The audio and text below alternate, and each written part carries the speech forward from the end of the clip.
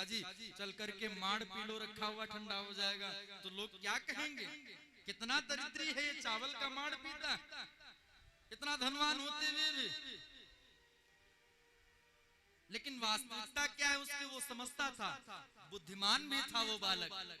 तो उसने इस प्रकार से कहा कि पिताजी को बात समझ में आ गई, और वहां पर जो लोग बैठे थे उनको पता ही नहीं चला कि क्या कहा। उसने पिताजी से कहा, पिताजी, अरे पिताजी, धानुपुर से माड़ू आया है, धानुपुर से माड़ू आया है, कठवतिया घाट पर बैठा हुआ है, जल्दी से चल के मिल लो, नहीं तो शीतलपुर को चला जाएगा। अब समझिए, पिताजी सेवन करते थे उसका, वो समझ गए उसका आस है, वो भी बुद्धिमान थे। तुरंत बेटा क्या कहना चाहता है समझ गए। अपने मित्रों से कहा, थोड़ा सा रुकिए, अभी मैं आता हूँ, 1 मिनट। आकर के उसका सेवन किया और फिर पुनः मित्रों के मध्य में जाकर के विराजमान हो गए। तो कहने का अभिप्राय ये है, जो बुद्धिमान लोग होंगे वो तो समझ जाएंगे क्या लिखा है, लेकिन जो मूर्ख होंगे वो तो अर्थ का अनर्थ ही करेंगे ना, अपने आप को बुद्धिमान सिद्ध करने के लिए। बोलो राधे राधे राधे राधे। हाँ, जो मूर्ख व्यक्ति होता है वो जरूर बताता, सिद्ध करता अपने आप को कि हम जो है बहुत विद्वान। नारद जी महाराज ने दिव्य उपदेश दिया, पुनरुपाख्यान की भी चर्चा हुई। मनु जी महाराज के बड़े पुत्र जिनका नाम है प्रियव्रत जी महाराज, प्रियव्रत।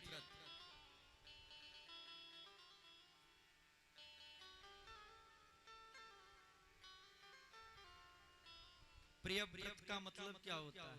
प्रिय माने श्रेष्ठ, व्रत माने संकल्प। जिसने अपने जीवन में श्रेष्ठ संकल्प करने का व्रत लिया है वो प्रियव्रत है। व्रत का पर्याय ही संकल्प होता है। हम लोग भी व्रत करते हैं।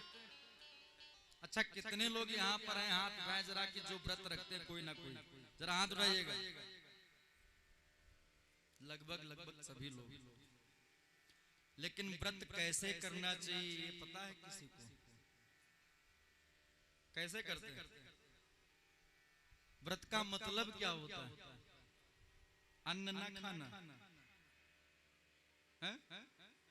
अन्न हम ना खाएं, थोड़ा बहुत पूजा पाठ उस दिन विशेष कर दें, धूप बत्ती अगरबत्ती के साथ में नैवेद्य भी लगा दे, थोड़ा सा चालीसा वालीसा का भी पाठ कर दे, 1-2 स्तोत्र का भी पाठ कर दे तो व्रत हो गया। या जिस देवी देवता का व्रत है उसकी कथा पढ़ लिए, व्रत हो गया। व्रत का मतलब होता है, व्रत माने हमने अभी बताया संकल्प। जिस दिन हम व्रत रहें उस दिन ये संकल्प ले। वैसे संकल्प तो ये लेना चाहिए कि आज के बाद में हम कभी मिथ्या भाषण नहीं करेंगे, झूठ नहीं बोलेंगे, ये संकल्प ले। आज के बाद में हम किसी की चुगली नहीं करेंगे, ये संकल्प ले। आज के बाद में हमारे द्वारा ऐसा कोई भी कार्य नहीं होगा जिसके द्वारा किसी को कष्ट हो, ये संकल्प ले, तब तो व्रत करना सार्थक। और नहीं तो खाली किताब पढ़ लेने से या भूखे रह लेने से कुछ नहीं होता। मान लिया चलो कोई बात नहीं है, तो बड़ा ही मुश्किल कार्य है कि हम चुगली नहीं करेंगे, हम बुराई नहीं करेंगे। इसके बिना तो व्यक्ति रह ही नहीं सकता है। जहां कहीं अवसर मिलता है तुरंत एक दूसरे की बुराइयां, आपसे हमारी बुराई, हमसे आपकी बुराई, उससे उसकी बुराई, उससे उसकी बुराई, स्वभाव है व्यक्ति का। कोई बात नहीं, चलो सदा सर्वदा के लिए न सही, लेकिन जिस दिन हम व्रत रहें उस दिन तो ये संकल्प ले ही कि आज के दिन हम झूठ नहीं बोलेंगे, आज के दिन हम किसी की चुगली, किसी की निंदा, किसी की बुराई नहीं करेंगे। उस दिन के लिए तो संकल्प ले ही कम से कम। व्रत का एक और पर्यायवाची है, व्रत को कहते हैं दूसरा, व्रत को और क्या बोलते हैं? व्रत बोलते हैं और उपवास। उप माने समीप, वास माने रहना। उप माने उप समीपे असनम इति उपवासम। उप माने समीप, वास माने रहना। जिस दिन हम जिस देवी देवता का व्रत हो, उस दिन हम ये संकल्प लें कि आज के दिन हम सिर्फ और सिर्फ इनका ही चिंतन करेंगे, इनकी ही सेवा करेंगे, इनकी ही आराधना करेंगे। हम व्यर्थ की कोई चर्चा और व्यर्थ का कोई कार्य नहीं करेंगे। या तो इनको अपने हृदय में विराजमान, हम कहीं भी रहें लेकिन स्मरण सतत उनका ही रहेगा, और या तो आज के दिन इनको छोड़ करके कहीं जाना ही नहीं, जहां पर वो विराजमान है वहीं पर हम रहेंगे।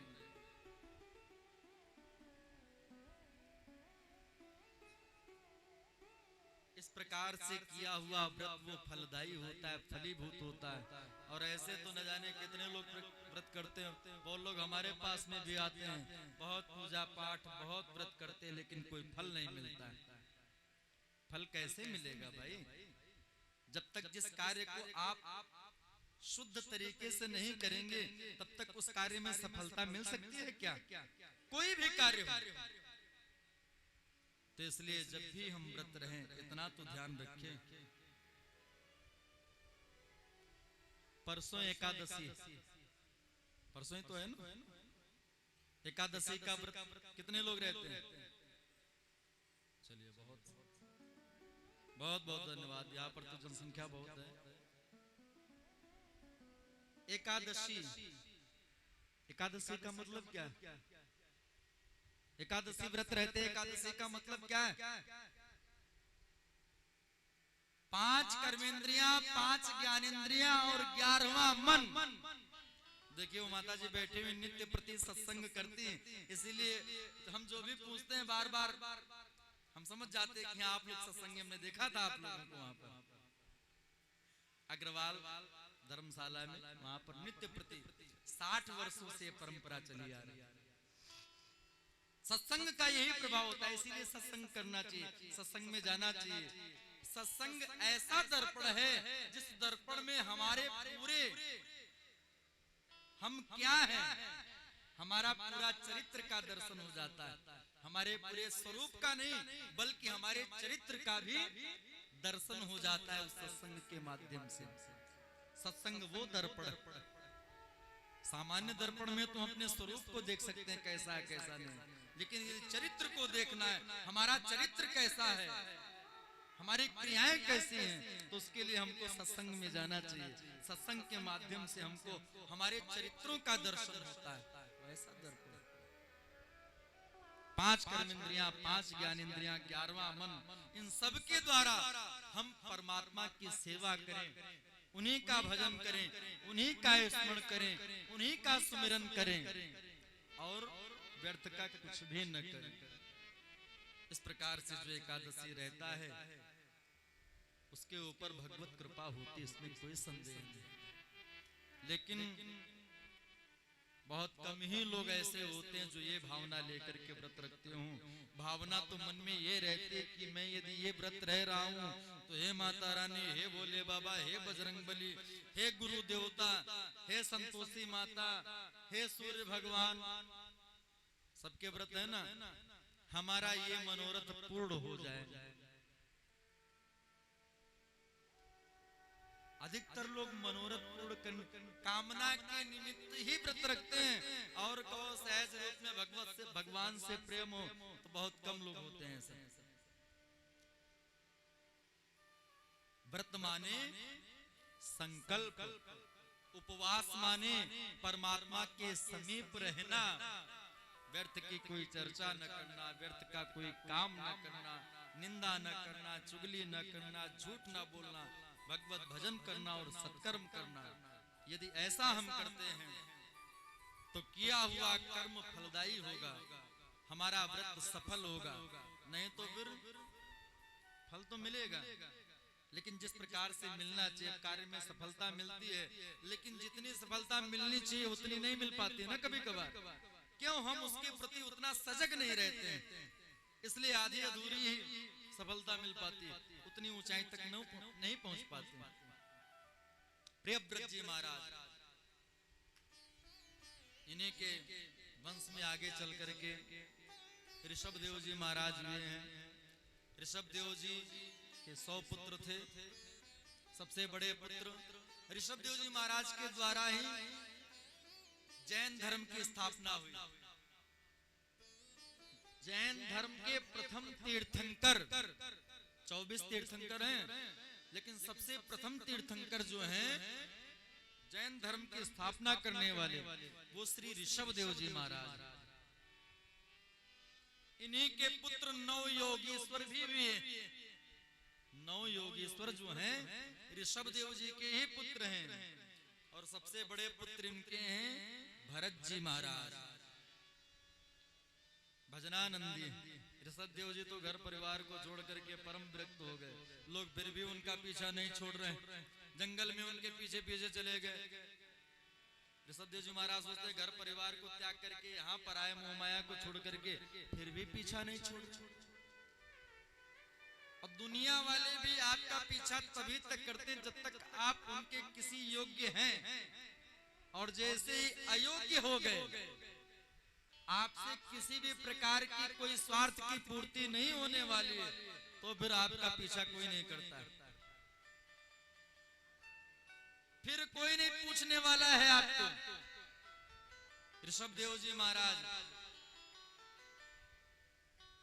जंगल में गए, वहां पर भी लोगों ने पीछा नहीं छोड़ा। महाराज राजा हमारे और बड़े साधु स्वभाव के थे, लोग पीछा नहीं छोड़े। तो एक दिन तो ऋषभ देव जी महाराज ने मन में विचार किया, यहाँ पर भी वही स्थिति बनी रही तो फिर भगवत भजन कब होगा। तो सारे वस्त्र उतार करके फेंक दिए, मुंह में पत्थर दबा करके बिल्कुल पागलों की भांति जब लोग आ रहे थे जिधर से उधर उनकी तरफ दौड़ पड़े। लोगों ने अपनी तरफ आते हुए देखा तो लोगों को लगा रहे बिल्कुल पगला गया है बाबा, पागल हो गया,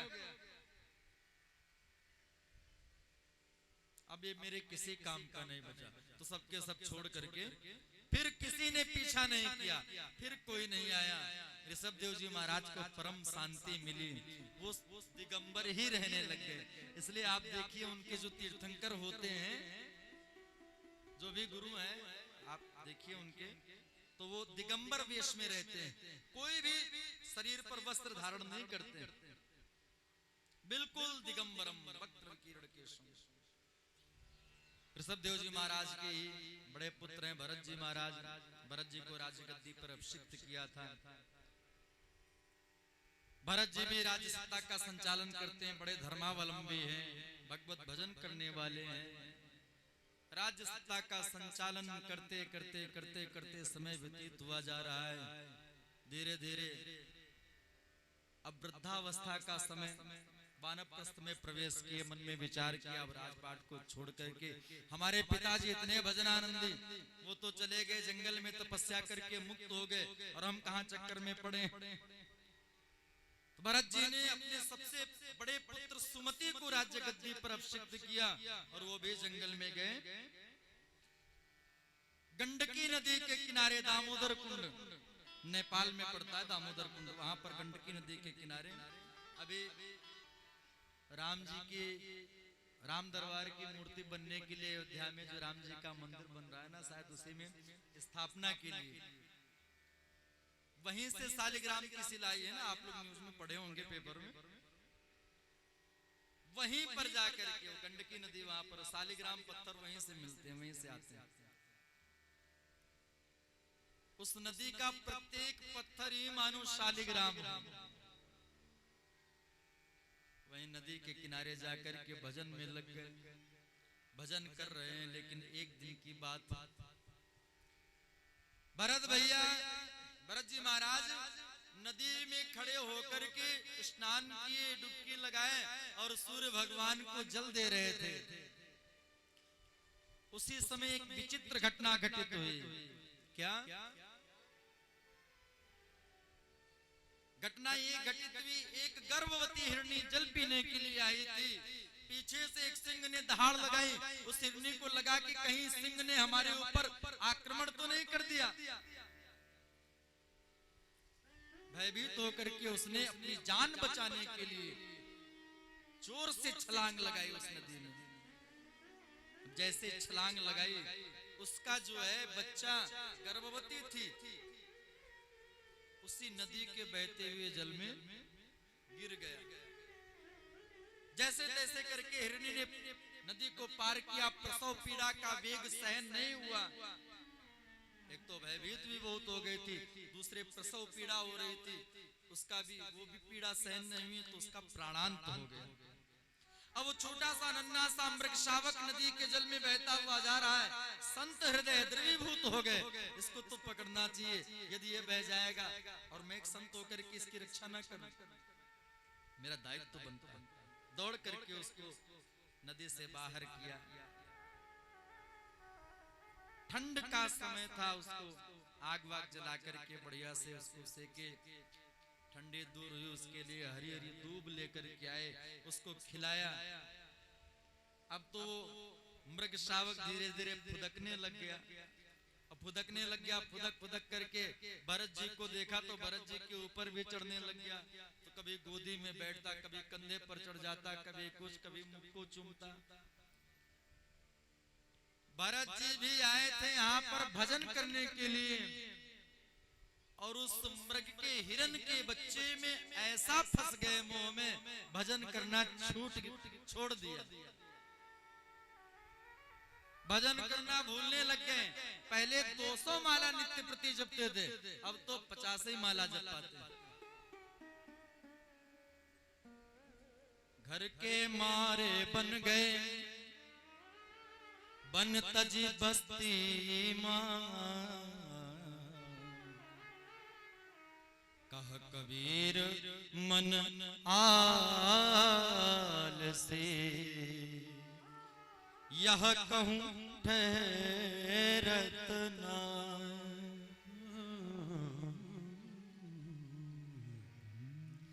मन की गति है अटपटी, मन की गति है अटपटी, झटपट लखे न कोई, झटपट लखे न कोई। जब मन के खटपट बिटे तो चटपट दर्शन बदलो रहा। घर छोड़ करके जंगल में गए तपस्या करने के लिए, मोह माया को छोड़ करके, और जंगल में भी जाकर के वहां पर मोह माया में फंस गए।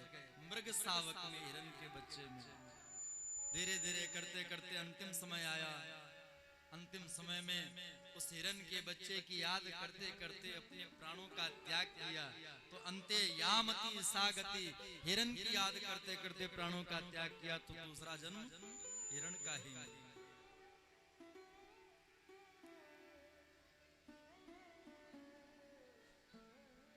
लेकिन पूर्व जन्म के जो संस्कार थे, पूर्व जन्म में जो उन्होंने सत्कर्म किया था, उसका प्रतिफल ये था कि इस हिरन मृग योनि में भी उनको पूर्व जन्म की याद बनी रही कि मैं क्या था और क्या से क्या हो गया। मन में सोचने लग गए, देखो तो कितना बढ़िया अवसर मिला था, परमात्मा ने कृपा की थी, और एक हिरन के बच्चे में फंस करके स्वयं हिरन बनना पड़ा। भगवत कृपा हुई, जंगल में आग लगी, अन्य जितने जीव जंतु थे सबके सब भाग गए। भरत जी ने सोचा इससे बढ़िया अवसर नहीं हो सकता है, सो वहीं उसी आग में जल करके अपने शरीर का त्याग किया, उस मृग देह को छोड़ा। दूसरी बार फिर परमात्मा की कृपा हुई तो एक आंगिरस गोत्री ब्राह्मण के घर में जन्म मिला, ब्राह्मण कुल में जन्म मिला। इसलिए भरत जी मन में सोचते हैं, इस बार अब की पौजो ना पड़ी तो फिर 84 जाए, इस बार चूक गए तो फिर 84 में भटकना पड़ेगा। इसलिए भगवान ने बड़ी महती कृपा, विशेष कृपा की है, इस बार नहीं चूकना।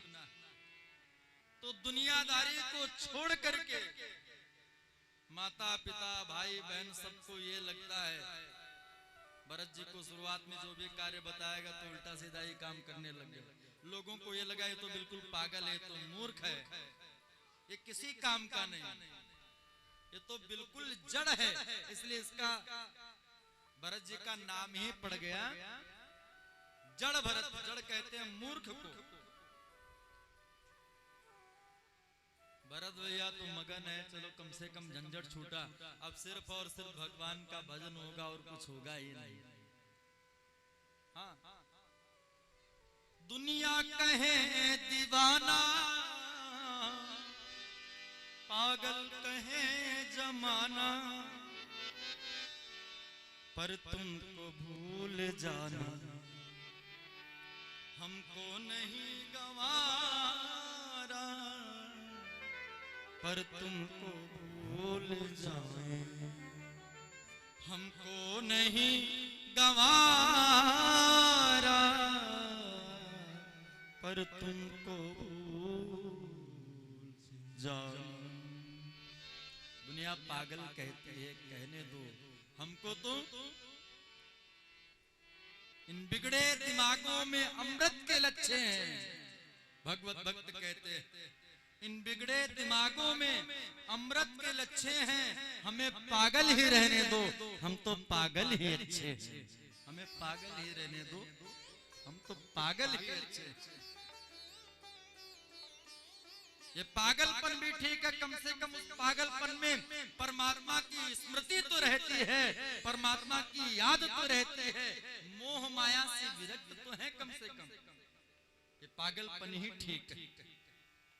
भरत जी तो पागलों की भांति रहते हैं, लोगों को ये लगता है बिल्कुल मूर्ख है ये, लेकिन भरत जी अपने में ही मगन रहते हैं। राजा रघुगढ़ को भी दिव्य उपदेश दिया सुखदेव जी महाराज ने। भवाटवे का भी वर्णन किया, 28 प्रकार के नरकों का भी वर्णन किया। कथा बहुत विस्तृत है, लेकिन सबका स्मरण करते हुए, कुछ को संक्षिप्त में बोलते हुए, कुछ का स्मरण करते हुए, कुछ को छोड़ते हुए, प्रणाम करते हुए चल रहे हैं, क्योंकि बहुत लंबी यात्रा तय करनी है कृष्ण जन्म तक की। 6 बजने वाला है, बताओ। हरे राम राम। अब हमको तो पता ही नहीं चलता है समय का, बोलते जाओ तो बोलते जाओ। परमात्मा की कृपा से ये भी है कि आसन भी सिद्ध हो चुका है, बैठने में भी अब कोई परेशानी नहीं होती। ऐसे ही 8 घंटे कम से कम ऐसे बैठे रहे, कोई दिक्कत नहीं होगी, सब चलता रहे। बोलो राधे राधे। 28 प्रकार के नरकों का वर्णन किया। नरकों की बात जरूरी है ना, पता तो चले। कुछ नरकों का काल सूत्र, अस्पत्रवन, कुंभे पाक, रौरो, महारौरो, तामिस्त्र, अंध तामिस्त्र इत्यादि ये नाना प्रकार के नरक हैं। और जीव जैसा कर्म करता है उसी प्रकार से उसको नरक में जाकर के यातनाएं भोगनी ही पड़ती। किए हैं कर्म जिसने जैसे जहां में सजा उसको वैसी भुगतनी पड़ेगी। ना भुक्तम क्षेते कर्म जन्म कोटि शतैरपि अवश्यमेव भोक्तव्यम कृतम कर्म शुभाशुभम।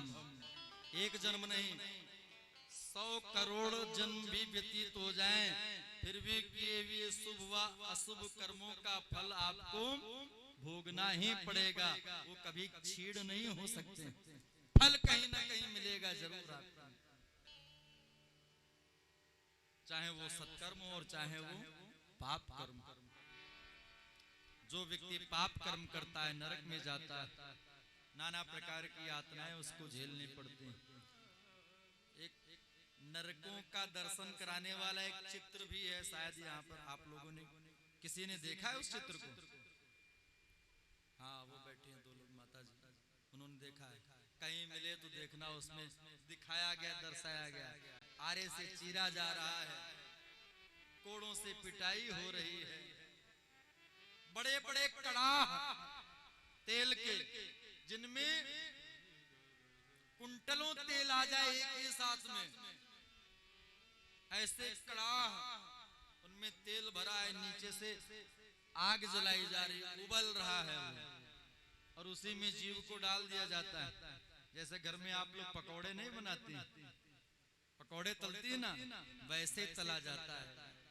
अच्छा, ये मानव शरीर, ये देह ऐसी है, यदि इसको अधिक कष्ट प्राप्त होगा तो ये देह आपका साथ छोड़ देगी, लेकिन वो दिव्य देह प्राप्त होती है जब तक आपके पापों का शमन नहीं हो जाएगा, जब तक आप पाप मुक्त नहीं हो जाएंगे, बिल्कुल निर्मल नहीं हो जाएंगे, तब तक आपकी मृत्यु भी नहीं होगी, सिर्फ और सिर्फ पीड़ा ही प्राप्त होगी। कष्ट तो मिलेगा लेकिन मृत्यु नहीं होगी। अब बताइए, पकोड़े की तरह तले जाओगे, ऐसे ऐसे वहां पर कुंड बने हुए जिनमें छोटे छोटे कीड़े हैं, छोटे छोटे जंतु हैं, उसमें डाल दिया जाता है। करोड़ों की संख्या में वो जीव जंतु हैं। अब उसमें जीव को डाल दिया जाता तो वो धीरे धीरे धीरे करते करते काटते हैं, नोचते हैं, तो उनके काटने की पीड़ा इतनी होती जैसे हजारों बिच्छू एक साथ में डंक मारे तो जो पीड़ा होगी, एक एक जीव के काटने से वो पीड़ा होती। चीखता चिल्लाता, रक्त के, विष्ठा के, मलमूत्र के, पीप के तालाब हैं, उसी में डाल दिया जाता जीव को। यही खाओ, यही पियो, इसी में रहो, भाग भी नहीं सकते हो।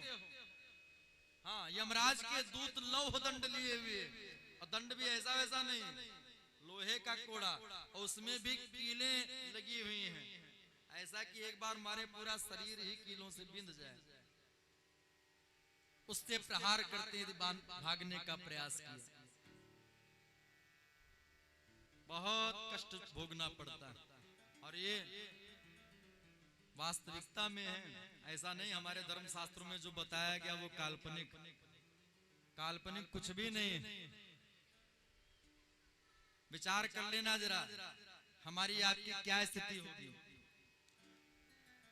धर्मराज युधिष्ठिर जी ने अपने जीवन में सिर्फ आधा झूठ बोला था, सभी को पता होगा।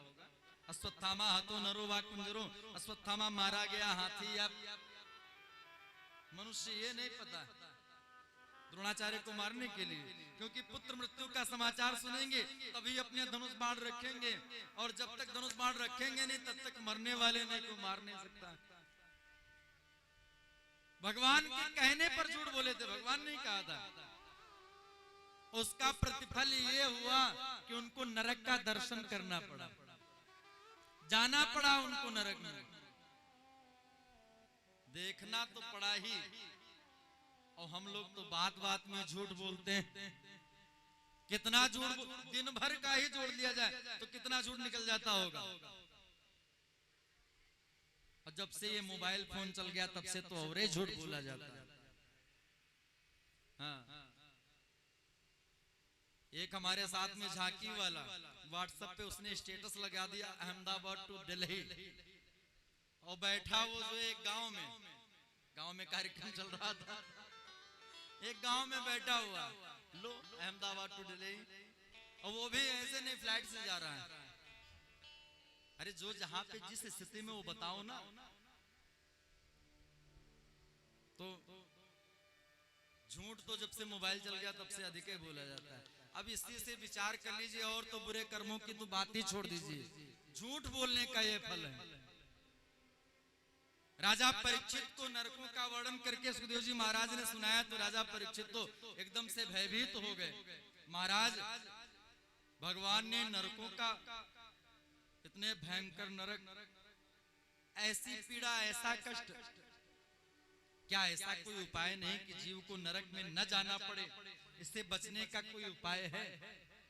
सुखदेव जी महाराज ने कहा, राजन, भगवान ने तो नरकों का निर्माण जीव के कल्याण के लिए किया है।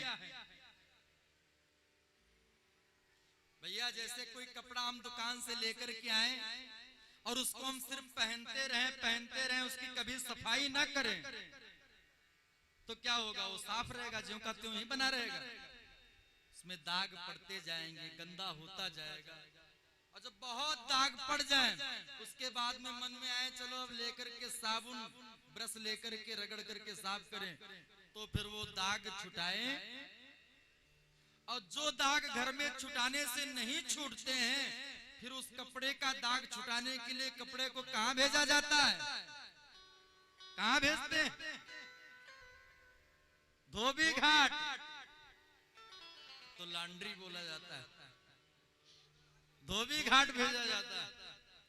और धोबी घाट में धोबी ले जाकर के फिर वहां पे पटक पटक के जितने दाग होते हैं सारे के सारे दाग सब छुड़ा देता है, और उस वस्त्र को बिल्कुल स्वच्छ कर देता है, बिना दाग के कर देता है उसको। वैसे ही परमात्मा ने हमको ये मानव रूपी चोला प्रदान किया है, ये शरीर रूपी वस्त्र हमको प्रदान किया परमात्मा ने, और हमने इस वस्त्र पर अनेकानेक प्रकार के दाग पे दाग, दाग पे दाग डाल लिए। चोरी, बेईमानी, हिंसा, निंदा, ईर्ष्या, छल, कपट, घृणा, द्वेष, पाखंड, नाना प्रकार के दाग पे दाग हम इस वस्त्र पर डालते चले गए, कभी इसकी सफाई नहीं की। तो फिर अंत में जब यहाँ पर वो दाग छुटाए नहीं छूटते हैं, तो फिर वहां नरक में धोबी घाट, भगवान का वो धोबी घाट है, वहां पर उसको भेजा जाता है, और फिर पटक पटक करके उसकी सफाई। बोलो राधे राधे।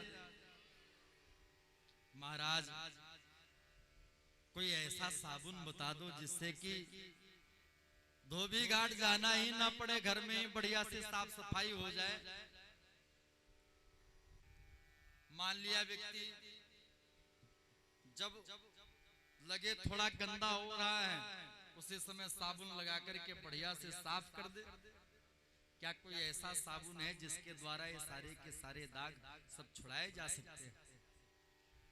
तो बताया सुखदेव जी महाराज ने, राम नाम के साबुन से जो मन का मैं छुड़ाएगा, निर्मल मन के दर्पण में वह राम के दर्शन पाएगा। निर्मल मन के दर्पण में वह राम के दर्शन, केचिद केवलया भक्त्या वासुदेव परायणा, अघम धुन्वन्ते कार्ष्णेन निहार मिव भास्करा। जैसे भुवन भास्कर के उदय होने पर सारा का सारा अंधकार स्वतः ही सब नष्ट हो जाता है, दूर हो जाता है, ठीक उसी प्रकार से भगवान के नाम का आश्रय लेने से, भगवान के नाम का गान करने से जीव के जितने भी पाप ताप संताप, जितने भी दोष होते हैं, सबके सब वो साफ हो जाते हैं, दूर हो जाते हैं। बोले भक्तवत्सल भगवान की जय। भगवान के नाम की बड़ी महिमा है। ओ बंदे तेरे यही आएगा काम, राम से बड़ा राम का नाम, राम से। ओ बंदे तेरे यही आएगा काम, राम से बड़ा राम का नाम, राम से बड़ा राम का नाम, राम से बड़ा राम का नाम। ओ बंदे तेरे यही आएगा काम, बंदे तेरे यही आएगा काम, राम से बड़ा राम का नाम, राम से बड़ा राम का नाम। ओ राम से बड़ा राम का नाम, राम से बड़ा राम का नाम। जय हो।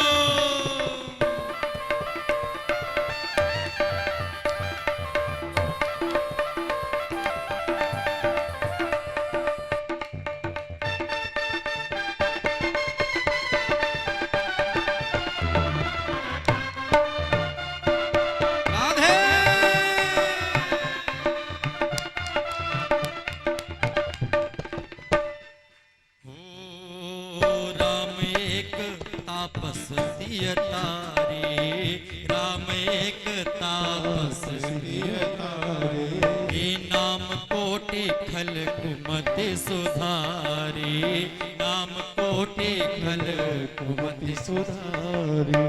ध्रुव सगलानि जप्यऊ हरि नाम, ध्रुव सगलानि जप्यऊ हरि नाम, ध्रुव सगलानि जप्यऊ हरि नाम, ध्रुव सगलानि जप्यऊ हरि नाम। पायऊ अचल अनुपम ठाऊ, पायऊ अचल अनुपम ठाऊ, पायऊ अचल अनुपम ठाऊ, पायऊ अचल अनुपम ठाऊ। तेरे यही आएगा का, तेरे यही आएगा राम से बड़ा राम का नाम, राम से बड़ा राम का नाम, राम से बड़ा राम का नाम, राम से बड़ा राम का नाम। हरे राम हरे राम हरे राम, राम राम हरे हरे, हरे राम हरे राम हरे, हरे राम राम राम हरे हरे। हरे कृष्णा हरे कृष्णा कृष्णा कृष्णा हरे हरे, हरे कृष्णा हरे कृष्णा। सभी लोग गाएंगे भाव से। ये नाम महामंत्र है, ये नाम महामंत्र है। श्री हरिदास जी महाराज सदैव इस नाम महामंत्र का गान करते रहे हैं। और वृंदावन में आज भी रसिक भक्त, रसिक संत वृंद सब इस नाम का गान करते हैं। तो आइए हम लोग भी बड़े भाव से थोड़ा सा गान करें। क्यों? बंदे तेरे यही आएगा का, बंदे तेरे यही जाएगा काम, राम से बड़ा राम का नाम, राम से बड़ा राम का। इसलिए सभी लोग गाओ हरे कृष्णा कृष्णा कृष्णा कृष्णा हरे हरे, हरे कृष्णा कृष्णा कृष्णा हरे हरे। हरे राम हरे राम राम राम हरे हरे, हरे राम हरे राम राम राम हरे हरे, हरे कृष्णा कृष्णा कृष्णा कृष्णा हरे हरे, हरे राम राम राम राम हरे हरे, हरे कृष्णा कृष्णा कृष्णा कृष्णा हरे हरे, हरे राम हरे राम हरे राम, राम राम हरे हरे, राम राम हरे ओ कृष्णा कृष्णा हरे हरे, कृष्णा कृष्णा हरे हरे। हरे राम हरे राम राम राम हरे, हरे कृष्णा कृष्णा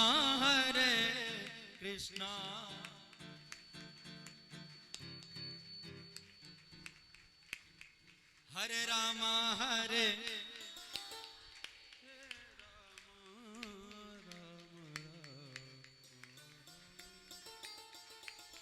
हरे कृष्णा कृष्णा कृष्णा हरे, हे राम राम हरे हरे, कृष्णा कृष्णा। बोले कृष्ण कन्हैया लाल की, बोले राम कृष्ण भगवान की जय। भगवान के नाम का आश्रय ले लो, आपके पापों से आपको मुक्ति मिल जाएगी। लेकिन ये नहीं कि बार बार पाप करते रहो और फिर जो है नाम ले लो, सोचो ये, हाँ ऐसा नहीं है भगवान, ऐसा नहीं है। जब वो सर्वांतर्यामी तो सब कुछ जानते हैं। भगवान का ये भी कथन है, रामचरित मानस में तुलसीदास जी ने बतलाया है भगवान कब कृपा करते हैं। मन क्रम बचन छाणी चतुराई, तब भजतहि कृपा करहि रघुराई। मन क्रम बचन, ये नहीं कि चालाकी दिखाओ, हम चतुर बने रहें, जब कुछ बुरा हो जाए तो जैसी, अब हम क्या बताएं, तो भगवान की इच्छा थी सो हो गया। जब कुछ गलत हो जाए तो भगवान की इच्छा थी सो हो गया, और कुछ अच्छा हो जाए, अरे मैंने किया, मेरे द्वारा ये हुआ, किसने किया, अरे मैंने किया, तो उसका श्रेय स्वयं को देता है कि मैंने किया। तब बड़ा अहंकार में भर करके सीना चौड़ा करके, और कुछ गलत हो जाए तो भगवान ने किया, ये चतुराई भगवान को अच्छी नहीं लगती। मन क्रम बचन छाणी चतुराई, तब भजतहि कृपा करहि रघुराई। भगवान कृपा करते हैं अजामिल जैसे पापी को, संतों की कृपा हुई, संतों की कृपा से अपने पुत्र का नाम नारायण रख लिया। ब्राह्मण अजामिल था, लेकिन कुसंग में पढ़ करके, देखिए हमारे अंदर दोष दो प्रकार से प्रवेश करता है, एक आंखों से देखने पर और दूसरा कानों से सुनने पर। दो ही रास्ते हैं दोष प्रवेश करने के। तो आंखों से देखा कि वेश्या को किसी पुरुष के साथ में संसर्ग करते हुए, संसर्ग करते हुए, वेश्या से कहा मेरे घर चलो, वेश्या ने कहा हमारे पास में, हमको तो धन चाहिए, जो हमको ले जाना चाहे वो ले जाए, हमारे पास में बहुत धन है। वेश्या को लाकर के घर में रख लिया, अपनी सुशीला पत्नी का परित्याग कर दिया। 10 पुत्र हुए उसके द्वारा, सबसे छोटे पुत्र का नाम संतों के कहने पर नारायण रखा। और अंतिम समय आया, यमराज के दूत उसको यमदंड में बांध करके, यमपास में बांध करके ले जा रहे थे। दूर उसका बालक खेल रहा था, और उस बालक को देख करके उसके प्रति ऐसा मोह उत्पन्न हुआ, ऐसा मोह उत्पन्न हुआ कि सोते जागते, हंसते उठते बैठते गाते हर समय नारायण नारायण नारायण नारायण। तुलसी अपने राम को बीज भजो चाहे खीज, खेत परे से जामी है उल्टो सीधो बीज।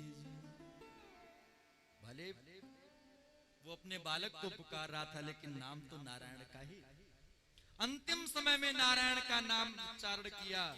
वैसे ही भगवान नारायण के दूत वहां पर आधम के, यमदूतों ने देखा लाल पीले कपड़े पहने हुए चमकीले चमकीले, कहां से आधम के। उन्होंने यमदूतों से कहा भाग जाओ यहां से।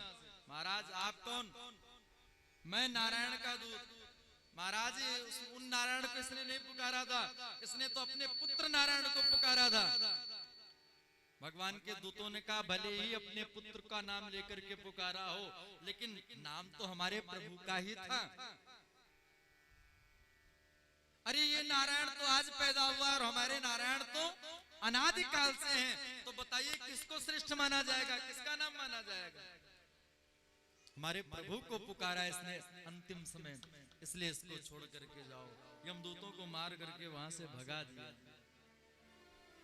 अजामिल सारा का सारा दृश्य देख रहा था। अजामिल ने सोचा जब मैंने भूले से धोखे में अपने पुत्र को पुकार रहा था और भगवान का नाम निकल गया मुंह से, तो भगवान के दूत आए मेरी रक्षा की। और यदि मैं वास्तविकता में भाव से प्रभु को पुकारता तो शायद भगवान ही लेने के लिए आते मुझे। इसलिए उस क्षण को, उस घर को त्याग करके यमदूतों को तो भगा दिया था भगवान के पार्षदों ने। जंगल में गया, जंगल में जाकर के भागवत जी के 10वें स्कंद का पाठ करते हुए भगवान के परम पद को प्राप्त किया। बोले कृष्ण कन्हैया लाल की जय। ये है नाम की महिमा। इसलिए नाम का गान तो बहुत ही आवश्यक है। अपने घर में नित्य प्रति सुबह शाम किया करें। हम आज सत्संग में गए थे तो वहां पर एक बहुत अच्छा हमको लगा। भगवान के नाम की एक माला हो जाती है और हंसते खेलते भी पता भी नहीं चलता, गा गा करके राम राम राम राम राम राम हे राम राम राम राम राम राम दो राम राम राम राम राम राम ते राम राम राम राम राम राम छा राम राम राम राम राम राम पा राम राम राम राम।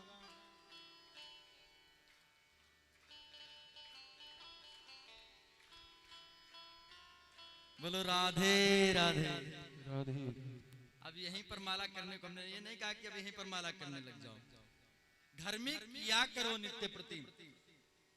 सबको बिठा करके बढ़िया ताली बजा आनंद आएगा, स्वयं को भी और भगवान का भजन भी होगा। हम चाहें तो कर सकते हैं और ना करना चाहें तो कुछ भी नहीं हो सकता। खेल खेल में ही भगवान का भजन हो जाएगा। छोटे छोटे बच्चे भी आपके साथ में बैठेंगे, वो भी ताली बजाएंगे, वो भी आनंद लेंगे। वहां धर्मशाला में सत्संग होता है नित्य प्रति जो है। और एक चीज ये भी है, भाव से गाइए। भाव से गाने पर आनंद कुछ और होता है। स्वर भी हमारा भले ही राग ना हो, लेकिन अनुराग में जब हम गाते हैं ना तो भगवान रागिया को नहीं देखते हैं, भगवान अनुराग देखते हैं, आपके राग को नहीं देखते हैं। इसलिए नाम जब आवश्यक है। कथा तो बहुत है, एक एक कथा यदि संक्षिप्त की जाए तो बहुत समय लग जाता है और समयाभाव है, इसलिए सबको प्रणाम करते हैं। हाँ। फिर कभी परमात्मा की कृपा हुई तो जो कथाएं छूटी वो कथाएं होंगी भविष्य में।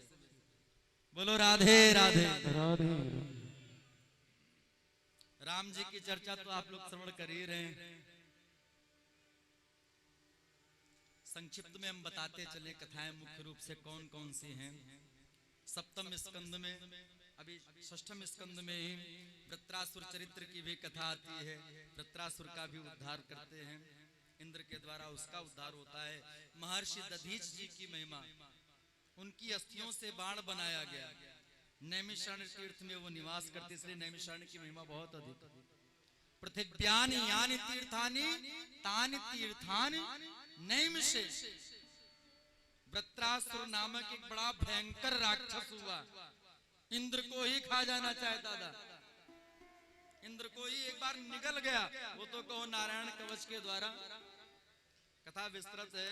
देवगुरु बृहस्पति जी रूढ़ करके चले गए, विश्वरूप जी को गुरु बनाया और उनका संबंध कुछ राक्षसों से भी था, क्योंकि उनकी माता जो थी वो राक्षस कुल की थी। तो उनके प्रति मोह होने के कारण जब यज्ञ में आहुति देते तो बीच बीच में राक्षसों के निमित्त भी दे दिया करते। और ये बात इंद्र को पता चली। इंद्र ने उसी समय विश्वरूप जी का सिर काट दिया, ब्रह्महत्या। 4 स्थानों पर ब्रह्महत्या को बांटा भी गया।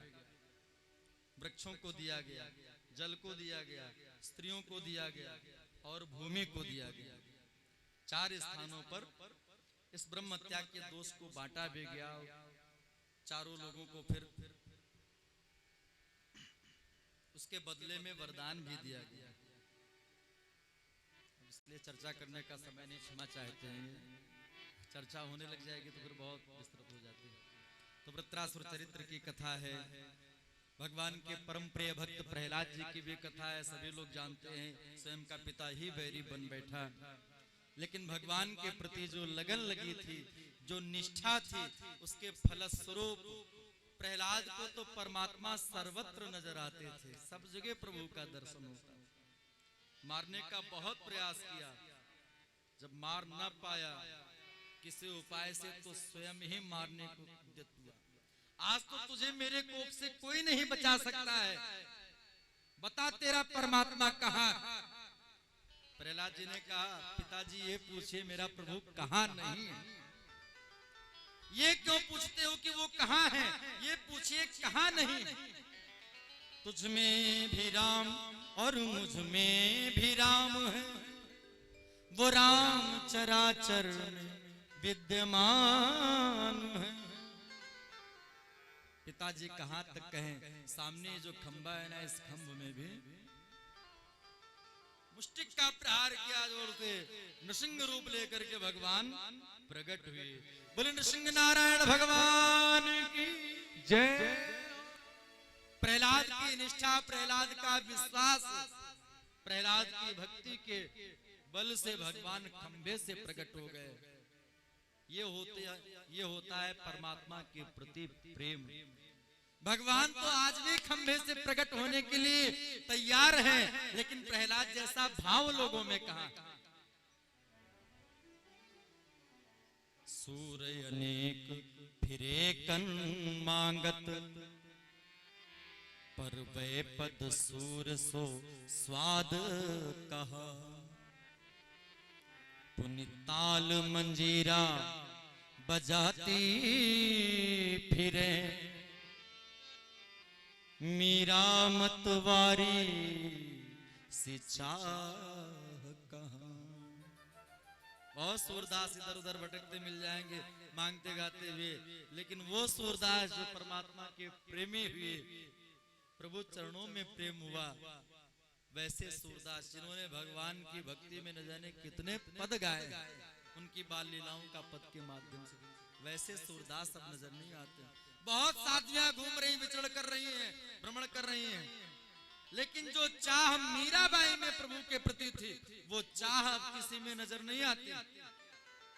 पुनिताल मंजीरा बजाती फिरे,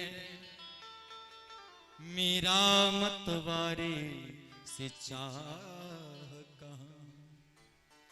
सिया राम कथा कितनों ने लिखी, पर तुलसी सी मर्यादा कहां। रामायण सतकोटि अपारा, एक रामायण की रचना नहीं हुई, करोड़ों रामायणों की रचना हुई, लेकिन जो राम जी की मर्यादा रामचरितमानस में गोस्वामी तुलसीदास जी ने दर्शाई है, शायद वो मर्यादा राम जी की अन्य किसी रामायण में नहीं दर्शाई। सिया राम कथा कितनों ने लिखी, पर तुलसी सी मर्यादा कहां। नरसिंह बसे प्रति खंभन में, पर काढ़न को प्रहलाद कहां। आज भी भगवान प्रत्येक खंभ में विराजमान है, लेकिन प्रहलाद कहां है। प्रहलाद जैसी भक्ति, प्रहलाद जैसी निष्ठा, वैसा प्रेम नहीं लोगों में। भगवान प्रहलाद के ऊपर कृपा की। समुद्र मंथन भी करवाया, 14 रत्न निकले, अमृत भी निकला, मोहिनी रूप धारण करके देवताओं को पान कराया। बलि वामन का रूप बना करके राजा बलि के यहाँ से उसका त्रैलोक्य सब दान में ले लिए, स्वयं चौकीदार बन करके चौकीदारी करते हैं। लक्ष्मी मैया ने जाकर के उनको रक्षाबंधन वाले दिन वहां से मुक्त किया उस दासत्व से। राम जन्म की कथा आप सभी लोग सुन ही चुके हैं। संक्षिप्त में राम जन्म की कथा सुनाई है सुखदेव जी महाराज ने राजा परीक्षित को, और आप लोग वो कथा तो श्रवण कर ही रहे हैं, इसलिए सीधे चलते हैं कृष्ण जन्म की ओर। बोले कृष्ण कन्हैया लाल की जय। मथुरा के राजा हैं उग्रसेन। उग्रसेन का पुत्र कंस बड़ा ही आतताई, बड़ा ही दुष्ट प्रवृत्ति का है। जेहि जेहि देश धेनु द्विज पावो, नगर गाम पुर आगी लगा। बिल्कुल रावण वाली, ब्राह्मणों से, गौओं से, संतों से, भक्तों से द्वेष करने वाला, सारी पृथ्वी पर हाहाकार मचा हुआ है। ऋषि मुनि देवता सबके सब त्रस्त हैं। सभी ने मिलकर के भगवान से स्तुति की, हे प्रभु कुछ कृपा करो, अब अवतार लो, अवतार लो, अवतार लो, अब तार लो। अवतार लेकर के मुझे अवतारो मुक्त करो इसके प्रभाव से, इसके द्वारा जो दुख मुझे प्राप्त हो रहा है। देवताओं की स्तुति सुनकर के भगवान ने आकाशवाणी की चिंता मत करो, वसुदेव देवकी के यहाँ पर मैं पुत्र बनकर के आऊंगा और तुम्हारा संकट सब दूर करूंगा। मथुरा में ही रहते हैं सूरसेन जी महाराज, इनके पुत्र हैं श्री वसुदेव जी महाराज। हाँ, वसुदेव जी महाराज। वसुदेव जी का विवाह देवकी के साथ में हुआ। कंस के चाचा हैं देवक जी, उनकी पुत्री है देवकी। देवकी के साथ में वसुदेव जी का विवाह हुआ। कंस देवकी से अत्यंत प्रेम करता था। उसने संकल्प किया था कि देवकी का कन्यादान मैं ही करूंगा, मैं ही अपने हाथों से विदा करने के लिए जाऊंगा, इसको ससुराल भेज करके आऊंगा। तो उसी ने कन्यादान किया, बढ़िया खूब दान दहेज दक्षिणा दी। प्रसन्न मन से देवकी को विदा करने के लिए चल पड़ा है। मार्ग में आकाशवाणी हुई, ऐ दुष्ट कंस, जिस देवकी को तू इतने लाड़ प्यार से विदा कर रहा है, इसी देवकी का अष्टम लाल तेरा काल हो। कंस ने जैसे सुना एकदम से सुनकर के भयभीत हुआ। दुष्ट व्यक्ति था, तुरंत दुष्टता पे उतर आया। देवकी के केसों को पकड़ करके रस्से नीचे खींचने लग गया। हाथ में तलवार निकाल ली म्यान से, इस देवकी को ही मार दूंगा। मैंने इससे इतना प्रेम किया, इतना प्रेम करता था, और यही मेरे काल को जन्म देगी, यही मेरा काल बनेगी, इसको जीवित नहीं छोड़ूंगा। मारने के लिए उद्यत हुआ। वसुदेव जी ने हाथ पकड़ दिया, सावधान, अब मेरी पत्नी, इसकी रक्षा करना मेरा दायित्व है, मेरा कर्तव्य है। और फिर एक स्त्री पर हाथ उठा रहे, अरे राजन, आप भोजराज कंस हैं, लोग आपके बारे में क्या कहेंगे? जहां पर काम सीधी उंगली से ना बने वहां पर टेढ़ी उंगली भी करनी चाहिए, थोड़ा सा अपना काम बनाने के लिए। और देखिए, विनम्र होकर के बहुत सारी समस्याओं का समाधान किया भी जा सकता है। झुकता वही है जिसमें जान होती है, अकड़ तो मुर्दे की पहचान होती है। थोड़ा सा झुक जाओ, विनम्र हो जाओगे तो बात जो की त्यों।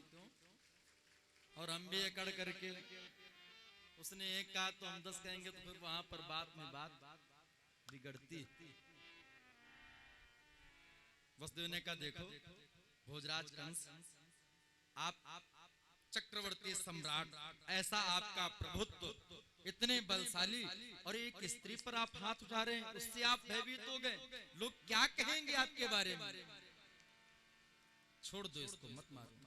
और फिर आपको भय तो इसके पुत्र से है ना, मैं वचन देता हूं, इसके जितने भी पुत्र होंगे मैं तुमको ला करके सौंप दूंगा, और तुम उनको अपने हाथों से जन्म लेते ही। वसुदेव जी की बात को सुनकर के कंस प्रसन्न हुआ और विश्वास भी किया, क्योंकि वसुदेव जी कभी झूठ नहीं बोलते।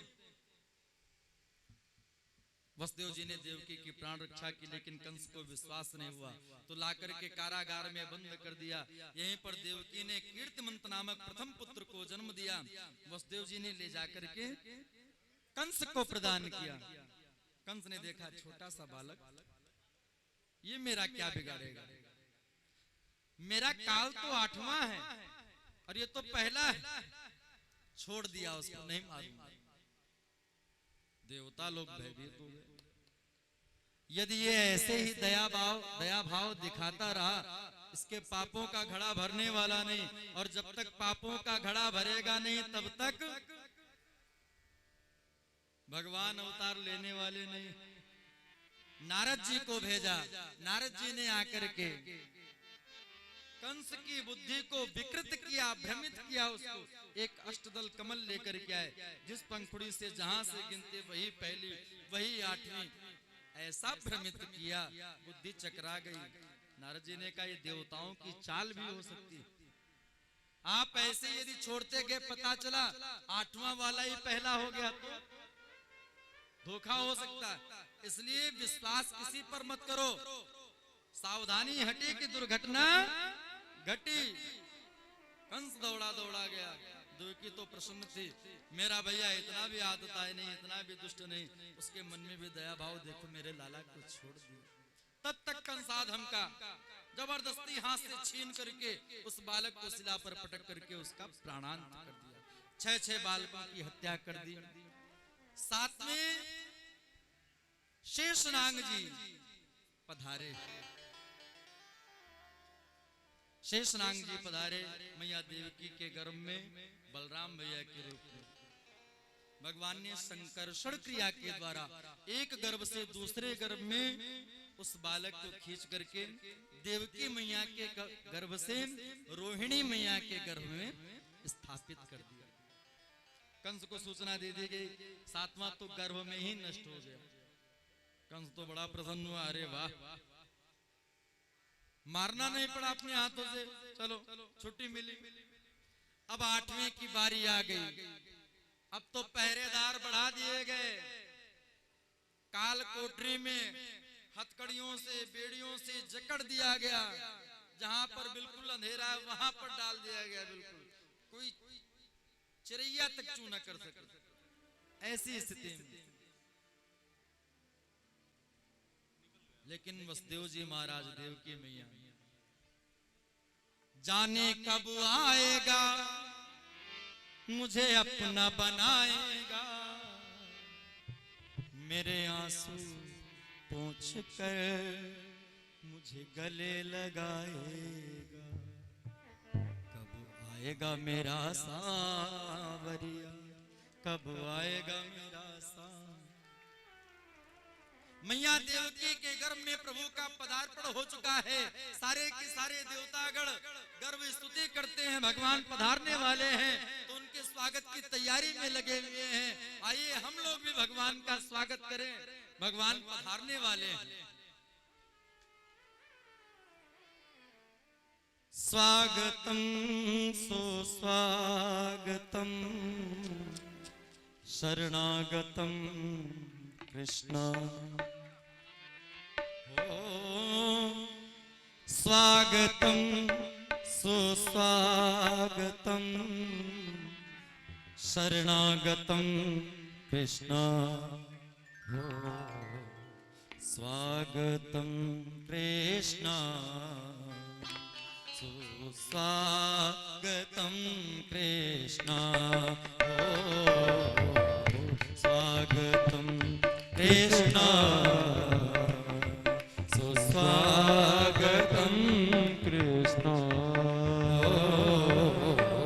स्वागतम कृष्ण सुस्वागतम कृष्ण। स्वागतम कृष्ण सुस्वागतम कृष्ण। स्वागतम सुस्वागतम शरणागतम कृष्ण। स्वागतम सुस्वागतम शरणागतम कृष्ण। स्वागतम कृष्ण सुस्वागतम कृष्ण। स्वागतम कृष्ण सुस्वागतम कृष्ण।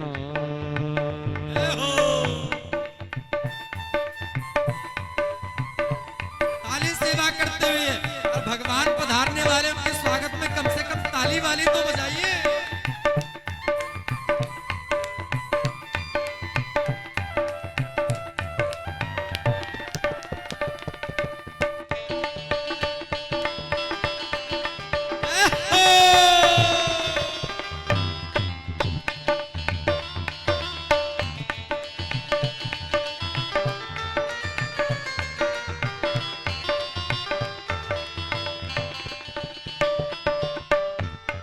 मुरलीधरा कृष्णा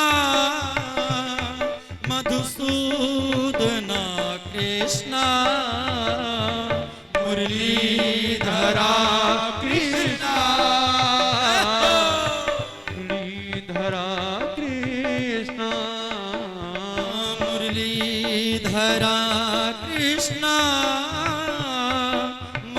मधुसूदना कृष्ण मुरलीधरा कृष्ण मधुसूदना कृष्ण स्वागतम कृष्ण। दोनों हाथ उठा करके सभी लोग भगवान के स्वागत में। ओ स्वागतम कृष्ण सुस्वागतम कृष्ण। स्वागतम कृष्ण स्वागतम कृष्ण स्वागतम कृष्ण सुस्वागतम कृष्ण।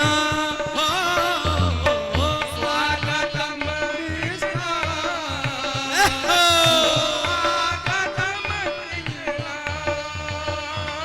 अभी आता ही होगा सलोना मेरा, हमरा हो उसी की तका करते, हमरा उसी की तका करते हमरा उसी की तका करते अभी आता ही होगा सलोना मेरा,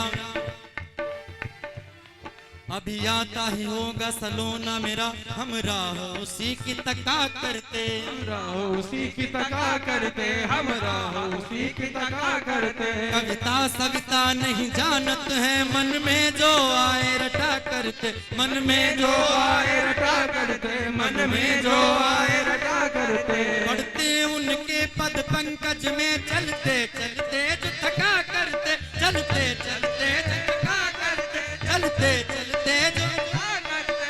उनका रस रूप पिया करते, उनकी छवि छाक छका करते, उनकी छवि छाक छटा करते उनकी चाह छटा करते उनका रस रूप पिया करते, उनकी छवि छाक छका करते, उनकी चाह छटा करते उनकी चाह छटा करते स्वागतम सुस्वागतम शरणागतम कृष्ण।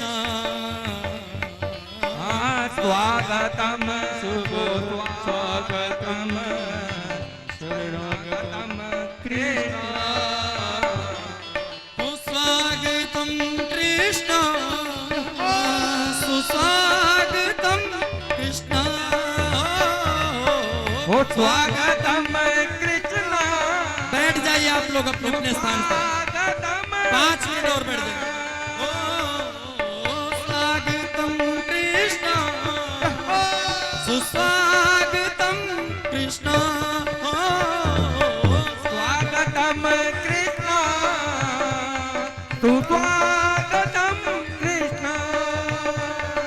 सुस्वागतम कृष्ण स्वागतम कृष्ण सुस्वागतम कृष्ण।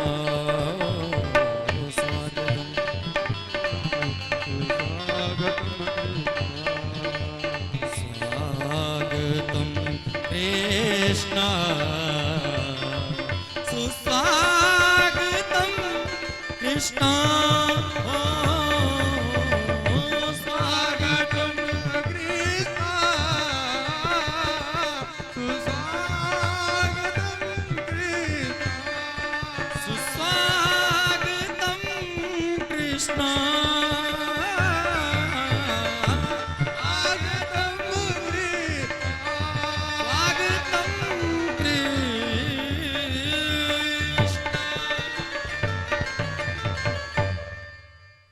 तमद्भुतं बालकमं मुजेक्षणं चतुर्भुजं शङ्खगदायुधायुधं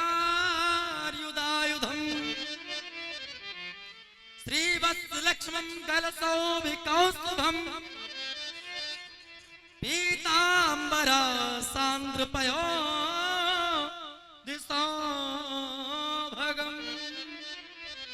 उसी क्षण भगवान भाद्रपद मास अष्टमी तिथि दिन बुधवार मध्य रात्रि का समय, रोहिणी नक्षत्र अर्धरात्रि के समय, रात्रि में 12 बजे उस कारागार में भगवान चतुर्भुज रूप में प्रकट हो गए।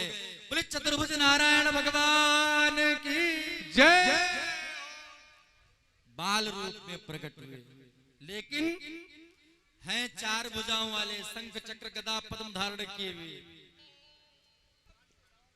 देवकी मैया के कहने पर 2 हाथ के ये छोटे से लाला बने। वसुदेव जी से निवेदन किया था कि आप में गोकुल में नंद बाबा के यहाँ पर पहुंचा दीजिएगा, वहां पर मेरी योग माया कन्या रूप में लेटी हुई, उसको वहां से ला करके यहाँ पर कंस को दे देना। वसुदेव जी महाराज, क्या वसुदेव जी महाराज आएंगे क्या पुजारी जी? हाँ, तो अब लेकर के चलिए गोकुल को प्रस्थान करिए। आप लोग अपने आप लोग थोड़ा थोड़ा जरा पीछे हो जाइए, आगे जगह बना दीजिए। थोड़ी देर के लिए बैठ जाए, अभी हमारी इच्छा है। कोई भी उठा लीजिए।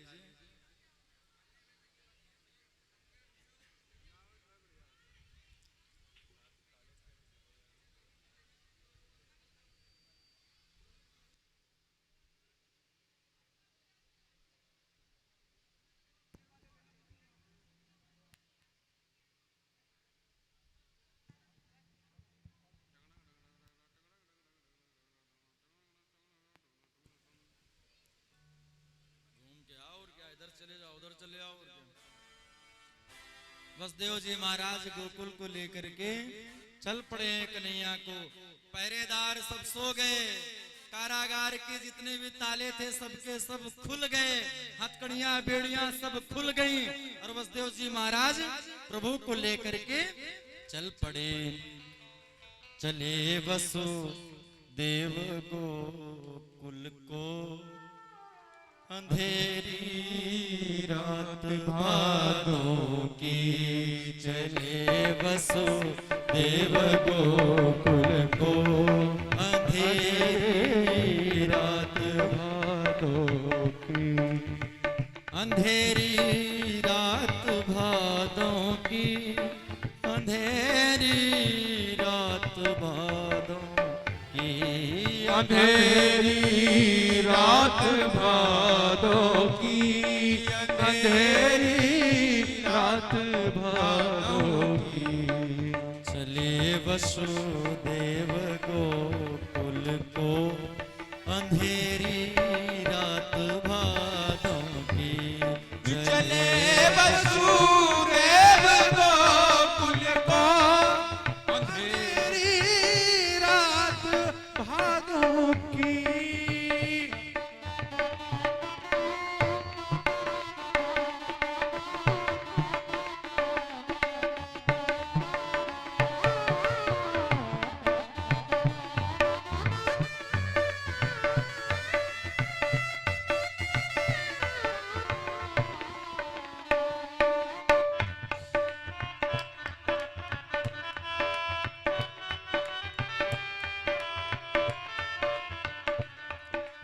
गरज सिंहों की होती है, कड़क बिजली चमकती है, गरज सिंहों की होती है, कड़क बिजली चमकती है, लिए हैं शीश पर प्रभु को, लिए हैं शीश पर प्रभु को, अंधेरी रात भादों की, लिए हैं शीश पर प्रभु को, अंधेरी रात भादों की, चले वसुदेव गोकुल को अंधेरी रात भादों की।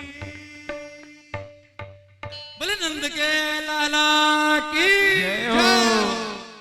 गोकुल में ले जाकर के वसुदेव जी महाराज ने लल्ला को लिटाया और लाले को वहां से लिया, लेकर के पुनः मथुरापुरी को आए। मथुरापुरी में कंस को पता चला, कंस ने आकर के मारने का प्रयास किया।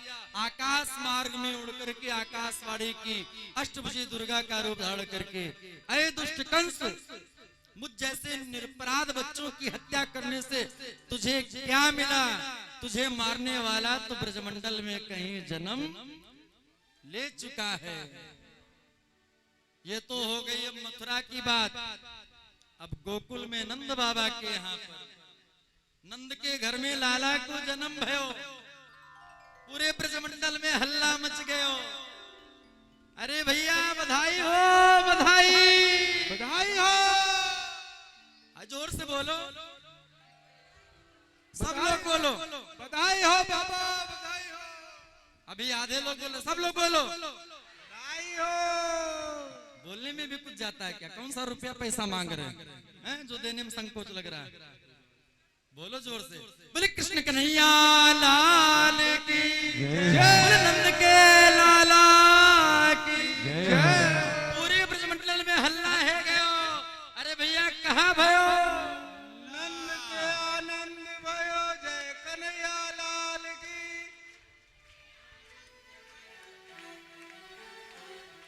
नंद के आनंद जय हो।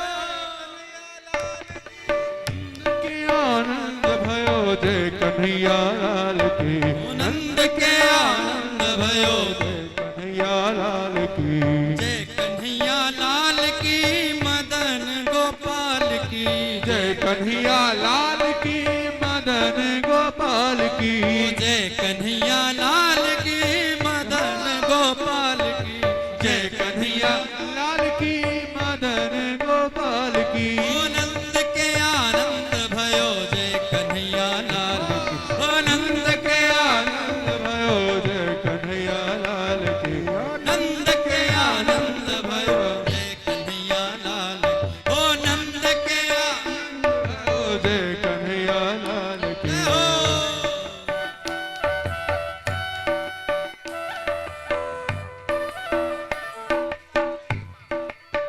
बधाई हो, बधाई।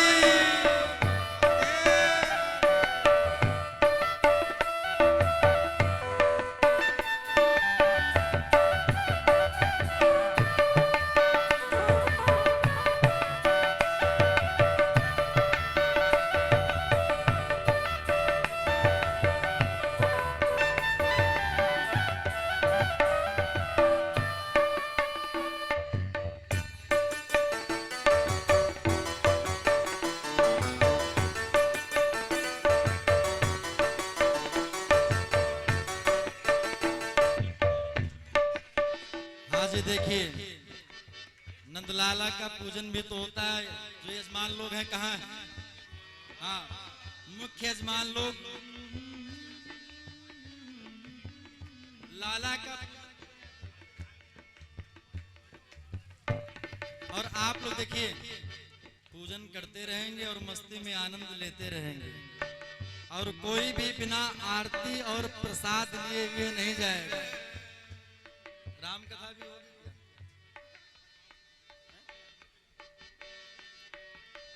बोलो नंद के लाला की। हाथी दिने घोड़ा दिने और दिनी पाल की। हाथी दिने घोड़ा दिने और दिनी पाल की।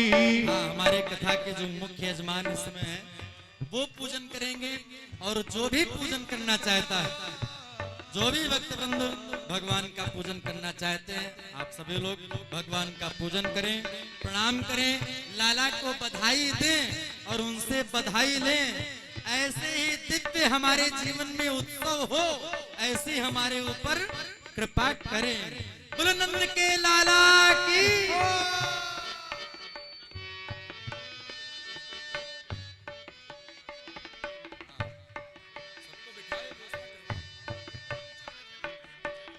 आप लोग देखिए थोड़ा थोड़ा पीछे बढ़ जाइए, अभी रुक जाइए, पूजन होगा आराम से। आप लोग पीछे बढ़ जाइए, जो लोग पूजन करेंगे उनको पूजन करने दीजिए, और एक एक करके आते रहिए आगे, धक्का मुक्की ना करें। सब हमारे पास में बहुत व्यवस्था है, सबको मिलेगा।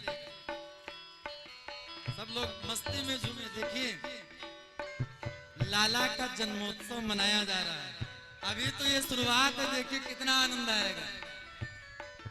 और ऐसा दिव्य आनंद लेने के लिए थोड़ा सा धैर्य भी रखना पड़ेगा, और थोड़ा सा सहयोग भी करना पड़ेगा। इसलिए आप सभी लोग पूजन करते रहें और ताली बजाकर के भाव से मस्ती में झूमते रहें, दिव्य आनंद लेते रहें। हाथी दिने घोड़ा दिने और दिनी पाल की। घोड़ा दिने और दिनी पाल की। दिने घोड़ा दिने और दिनी पाल हाथी दीने घोड़ा दीने और दीने पालकी। ओ नंद के आनंद भयो जय कन्हैया लाल की, नंद के आनंद भयो जय कन्हैया लाल की। बाबा नंद के आनंद भयो जय कन्हैया लाल की, नंद के आनंद भयो जय कन्हैया लाल की।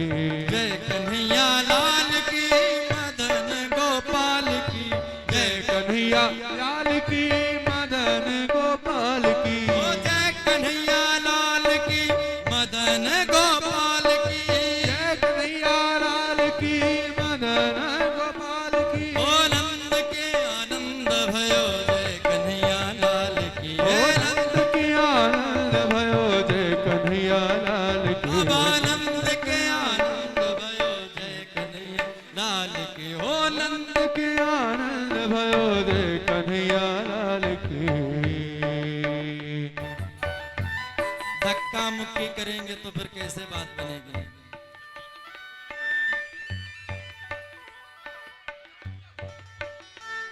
अच्छा पहले जो उत्सव ही मना लो, पूजन बाद में कर लेना फिर। अब यजमान जी लोगों को पूजन तो करने देंगे नहीं आप लोग।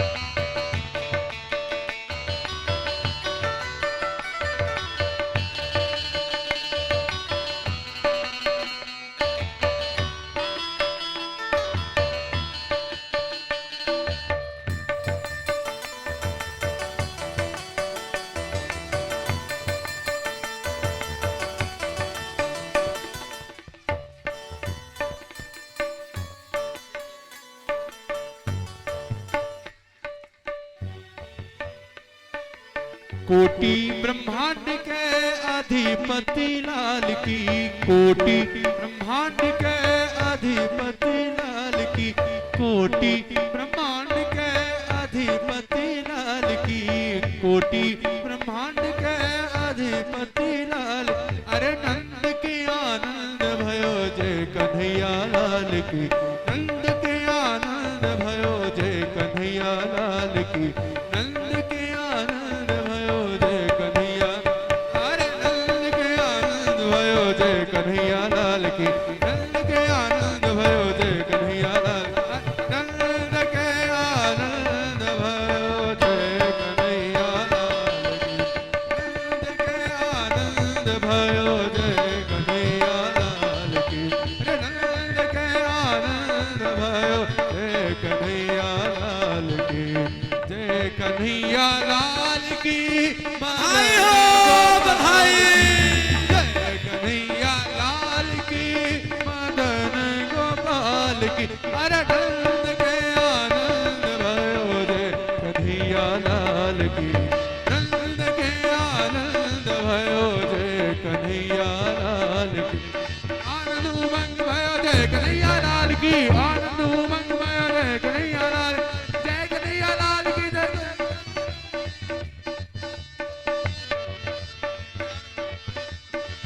के आनंद भयो जय कन्हैया लाल की। नंद के आनंद भयो जय कन्हैया लाल। जय कन्हैया लाल की। जय यशोदा के लाल की। जय कन्हैया लाल की। जय यशोदा के लाल। नंद के आनंद भयो जय कन्हैया लाल की। नंद के आनंद भयो जय कन्हैया लाल की। नंद के आनंद भयो जय कन्हैया लाल की। नंद के लाला की। आप सभी लोग पीछे बढ़ जाइए थोड़ा सा। अब बहुत लूट ध्यान ली। दें। बैठ जाइए, बैठ जाइए, बैठ जाइए। हो गया उत्सव। यथा स्थान पर सभी पूज्य माताओं से निवेदन है कि आप लोग बैठ जाइए। धक्का मुक्की ना करो भाई, कोई कमजोर होगा तो गिर जाएगा। बैठ जाइए भाई, कोई कमजोर होगा वो गिर जाएगा। आप बड़े ही सुशील हैं, बड़े ही अच्छे हैं। बैठ जाइए, बैठ जाइए।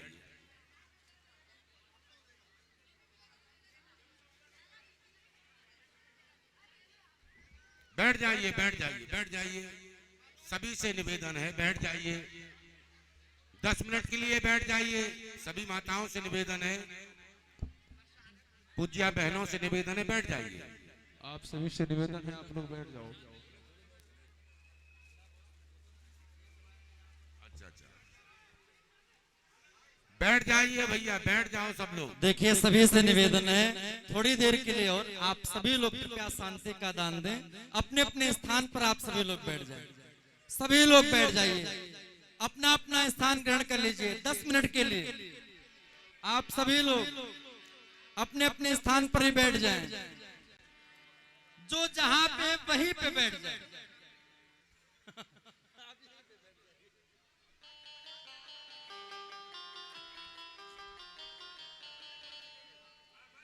हाँ, और अब जो भी प्रसाद है, जो कुछ भी लुटना लुटाना था, वो सब लुट गया। अब जो भी प्रसाद मिलेगा वो गेट पर मिलेगा आप लोगों को, ठीक है? बैठ जाओ भैया, बैठाओ लोगों को, थोड़ा बैठा दो, बैठा दो, बैठ जाओ भैया, बैठ जाइए थोड़ा।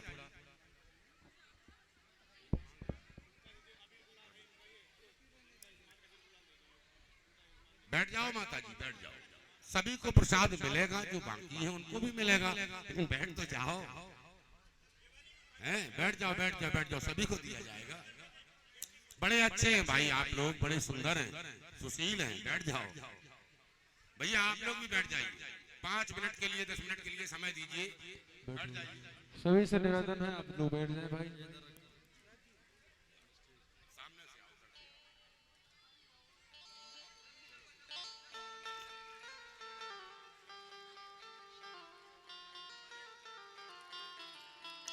बैठ जाइए। और देखो, बिना आज भगवान की आरती लेकर के जाएं, आज जन्मोत्सव हुआ है।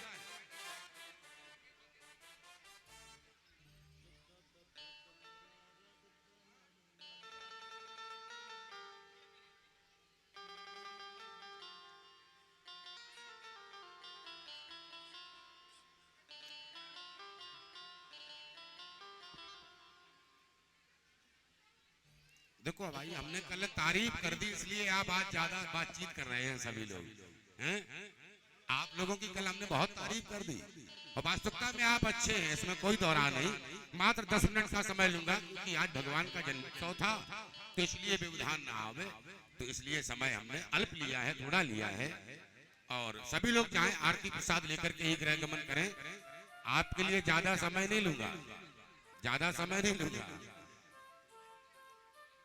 पीछे वाले बेटा आप भी बैठ जाओ।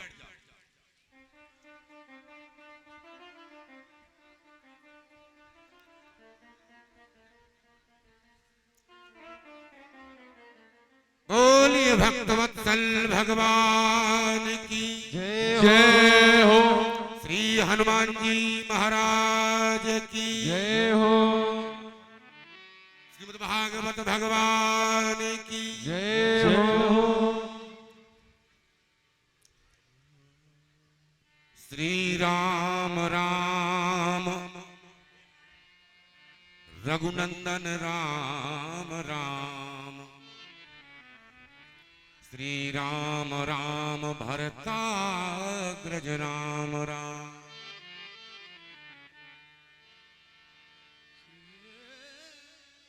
श्री राम राम रण कर कस राम राम, श्री राम राम शरणम भव राम राम। माताओं, थोड़ा समय हम एक 5 मिनट के लिए आपका समय लेते हैं। बताइए किन किन घरों में सासू माँ है, जरा हाथ उठाओ। बहुओं के घर में सासू माँ किस किस के घर में है, जरा हाथ उठाओ। अरे इतने ही लोगों के घर में, 2-3 लोगों के घर में, किसी घर में सासू माँ नहीं है, है? किस किस के घर में भाई है, ननद है, देवरानी जेठानी है, जरा हाथ उठाओ। अच्छा, लड़ते तो नहीं हो? हम ये पूछना चाहते, भाई भाई लड़ते तो नहीं हो? देवरानी जेठानी लड़ते तो नहीं है? देखिए रामायण महारानी की पावन कथा 2 चौपाइयों में मैं निवेदन करता हूं।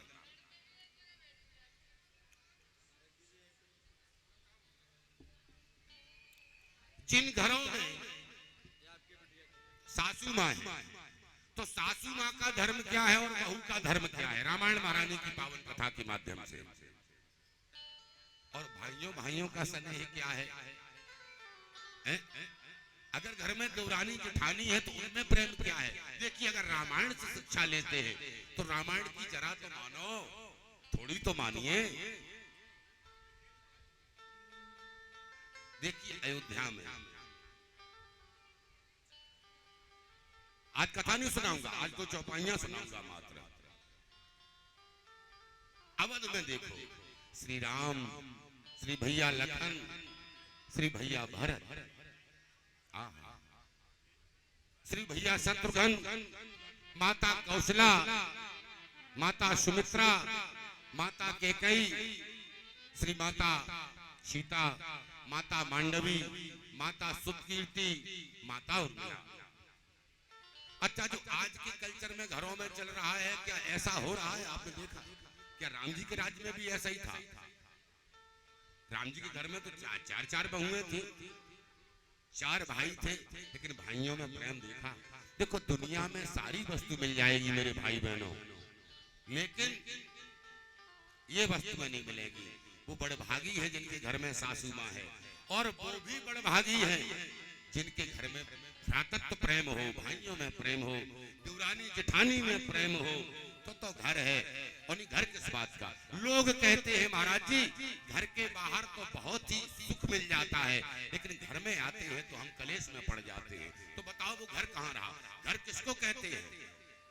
घर किसको कहते हैं? जहाँ होती हो एक दूसरे के भावों की कदर, पिता पुत्र की बात को समझे, भाई भाई की बात को समझे, देवरानी जेठानी मानो ऐसे एक दूसरे के भाव को समझे जैसे सगी बहनें हैं।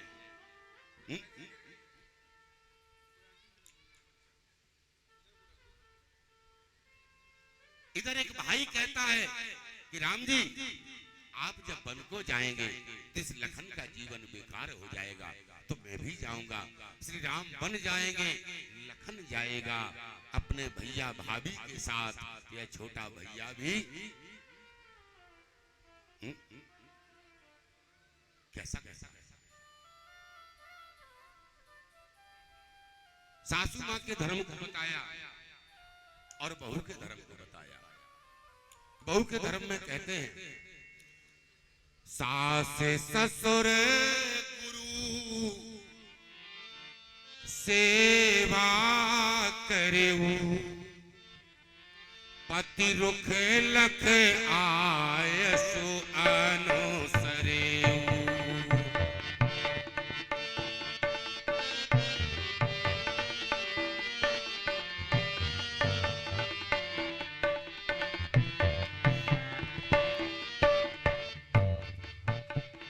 बताई, सास ससुर गुरु की सेवा करना बहू का परम धर्म है।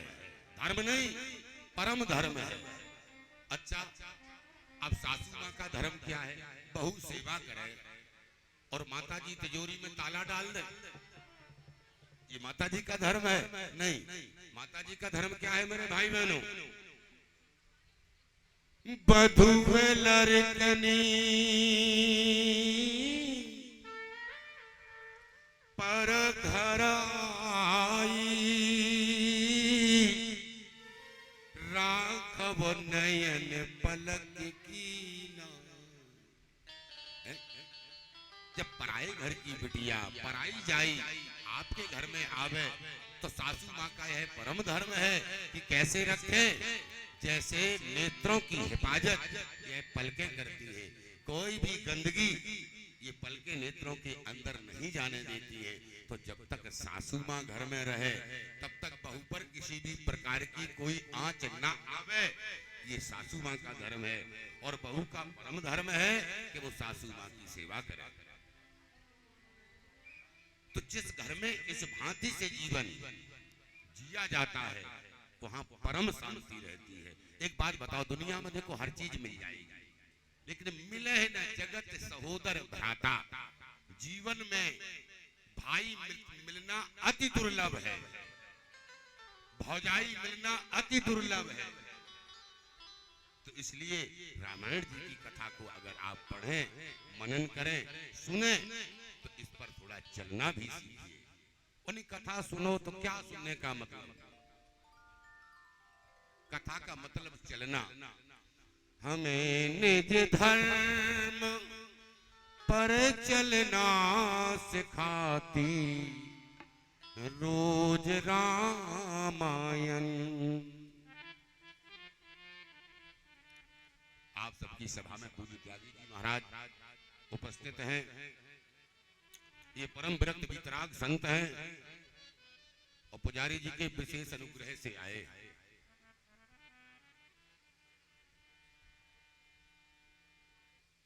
तो माताओं, कल की कथा को जहां विराम दिया था आज वहीं विराम रहने दो।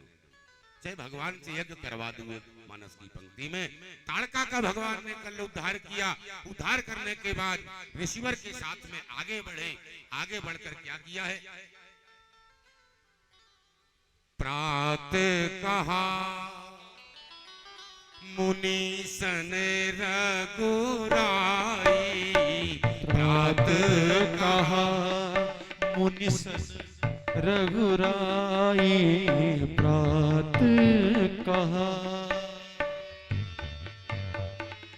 निर्भय जग करो तुम जाई। निर्भय जग करो तुम जाई। यज्ञ करन लागे वो मुनि झारी। यज्ञ करन लाग्यो मुनि झारी। आप रहे मख की रखवारी।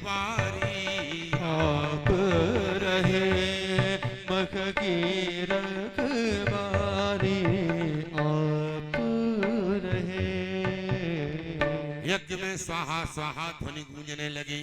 देखिए, जीवन में जब कहीं कुछ प्राप्त ना हो तो यज्ञ ऐसा संसाधन है मेरे भाई बहनों, इससे समस्त वैभव को आप प्राप्त कर सकते हैं।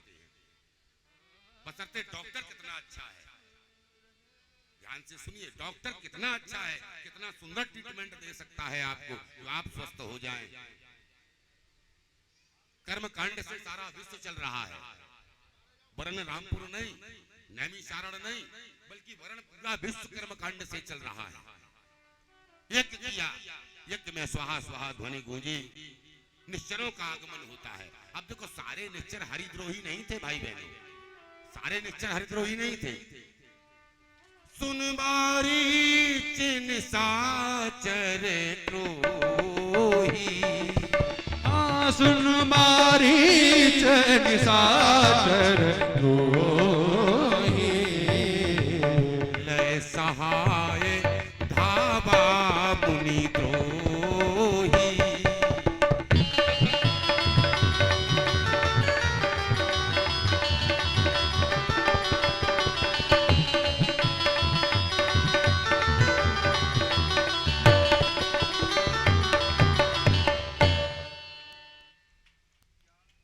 मानस की पंक्ति पढ़ चुका हूं, ध्यान से सुनना। सुन मारी चिन्ह साचर क्रोही। ले सहाय धावा मुनि द्रोही। ये निश्चर एक दूसरे के घरों में गए और इन्होंने कहा कि भैया चलो यज्ञ में ध्वंस करना है। तो कुछ निश्चर जो दक्ष थे, सुजान थे, उन्होंने कहा भैया ऐसा ना करना। लेकिन नहीं, बोले ये हरिद्रोही नहीं है तो इनको यही छोड़ो। किसको लेके गए? सुन ले सहाय धावा मुनि द्रोही। जो ऋषियों से द्रोह करते थे, मुनियों से द्रोह करते थे, उन निश्चरों को लेके गया। और प्रभु क्या करते हैं? बिनु फण राम बाण जई मारा।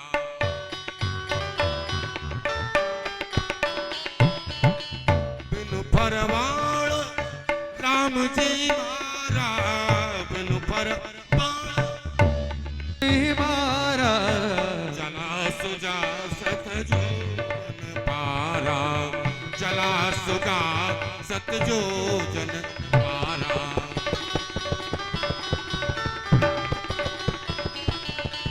चला सुगा सत जो जन पारा। भगवान ने बिना नौक का बाण मारा और 100 योजन पार चला गया। बोलो भक्त वत्सल भगवान की। सभी भक्त अब आरती प्रसाद के लिए तैयार हो जाइए। आज समय भगवान का जन्मोत्सव था तो हमने अल्प समय लिया है और जैसा समय प्राप्त होता जाएगा आप सबको हरि कथा का आनंद देता हुआ चलूंगा। हरे रामा रामा राम सीता राम राम राम। हरे रामा रामा राम सीता राम राम राम। हरे रामा रामा राम सीता राम राम राम। हरे रामा रामा राम सीता राम राम राम। हरे रामा रामा राम हरि बोल। राम राम। हरे रामा रामा राम सीता राम राम राम।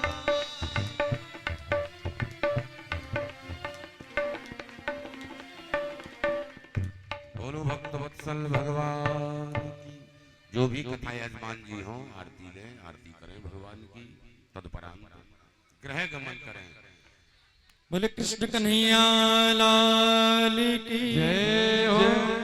आप सबन को इस व्यास मंच पीठ की तरफ से नंद के लाला के जन्मोत्सव की ढेर सारी बधाई हो। बधाई हो। बधाई हो। बधाई हो। बधाई हो। बधाई बधाई हो। बधाई। एक छोटी सी बधाई गा लेते हैं कम से कम थोड़ा सा। हाँ अभी तक बधाई तो हुई नहीं। लाला का जन्म हो गया बधाई हुई नहीं। तो सभी लोग देखिए घर में जब हैप्पी बर्थडे मनाते हैं ना तो बढ़िया खूब मस्ती में झूमते हैं। लाला का दिव्य जन्मोत्सव मनाते हैं। तो यहाँ पर तो हमारे प्रभु का आगमन हुआ है तो मस्ती में झूमते हुए दिव्य आनंदोत्सव मनाएंगे। देखिए ब्रजमंडल में जब लाला का जन्म हुआ तो ब्रजमंडल की जितने नर नारी नारियां, जितने गोपी गोप ग्वाल मैया यशोदा नंद बाबा, सबकी मनः स्थिति कैसी बन गई, आसक्त कैसे हो गए। ब्रज के रसिक संत बड़ा सुंदर भाव प्रस्तुत करते हैं। क्या हाँ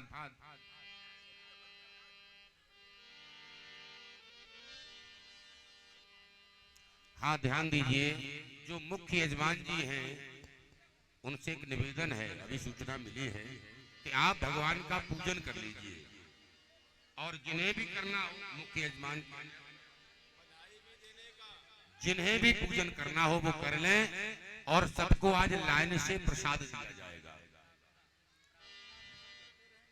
हाँ और आरती प्रार्थना होती रहेगी। अभी प्रार्थना होगी तो प्रार्थना में सभी लोग पूजन करेंगे। बधाई मेरे पहले बधाई जो है वो हाँ बीच में फिर व्यवधान कुछ। आज बर्फी सी ब्रज नारी बनी। रसिक संत बड़ा सुंदर भाव प्रस्तुत करते हैं। आज बर्फी सी ब्रज नारी बनी। बुझिया से गीत और गूंजा से ग्वाला। पेड़ा से प्यारे बने बलदेव जू।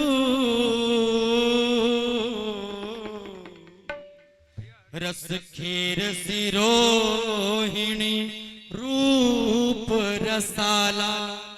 पेड़ा से प्यारे बने बलदेव जू। रस खीर सिरोहिणी रूप रसाला।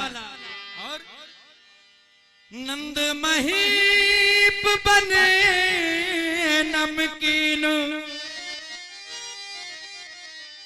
गोकुल गोप सब गरम मसाला। जायो यशोदा जलेबी सिरानी ने। जायो यशोदा जलेबी सिरानी ने। क्या रबड़ी सी रात में लड़ुआ सोलाला। जायो यशोदा जलेबी सी रानी ने रबड़ी सी रात में लड़ुआ सो लाला। इसलिए जो यहाँ पर विराजमान इनको क्या बोलते हैं? जोर से बोलिए जरा। हमारे लड्डू गोपाल भगवान, बोले लड्डू गोपाल भगवान की जय हो। मस्ती में झूमते हुए सभी लोग दिव्य आनंद लेंगे। बधैया बाजी रही। देखिए थोड़ी थोड़ी जगह बना लीजिए, आप लोग पीछे बढ़ जाइए, नहीं तो फिर साहब रंग में भंग हो जाता है। जितनी जगह होती है उतना ही दिव्य आनंद आता है। हाँ, बधैया बाजी रही, बधैया बाजी रही। नंद यशोदा जी के, नंद यशोदा जी के, नंद यशोदा जी के द्वार बधैया बाज रही। नंद यशोदा जी के द्वार बधैया बाज रही। ओ बधैया बाज रही, बधैया बाज रही, बधैया बाज रही, बधैया बाज रही। नंद यशोदा जी के, नंद यशोदा जी के द्वार बधैया बाज रही। नंद यशोदा जी के द्वार बधैया बाज रहे। नंद यशोदा जी के द्वार बधैया बाज रही। नंद यशोदा जी के द्वार बधैया बाज रहे।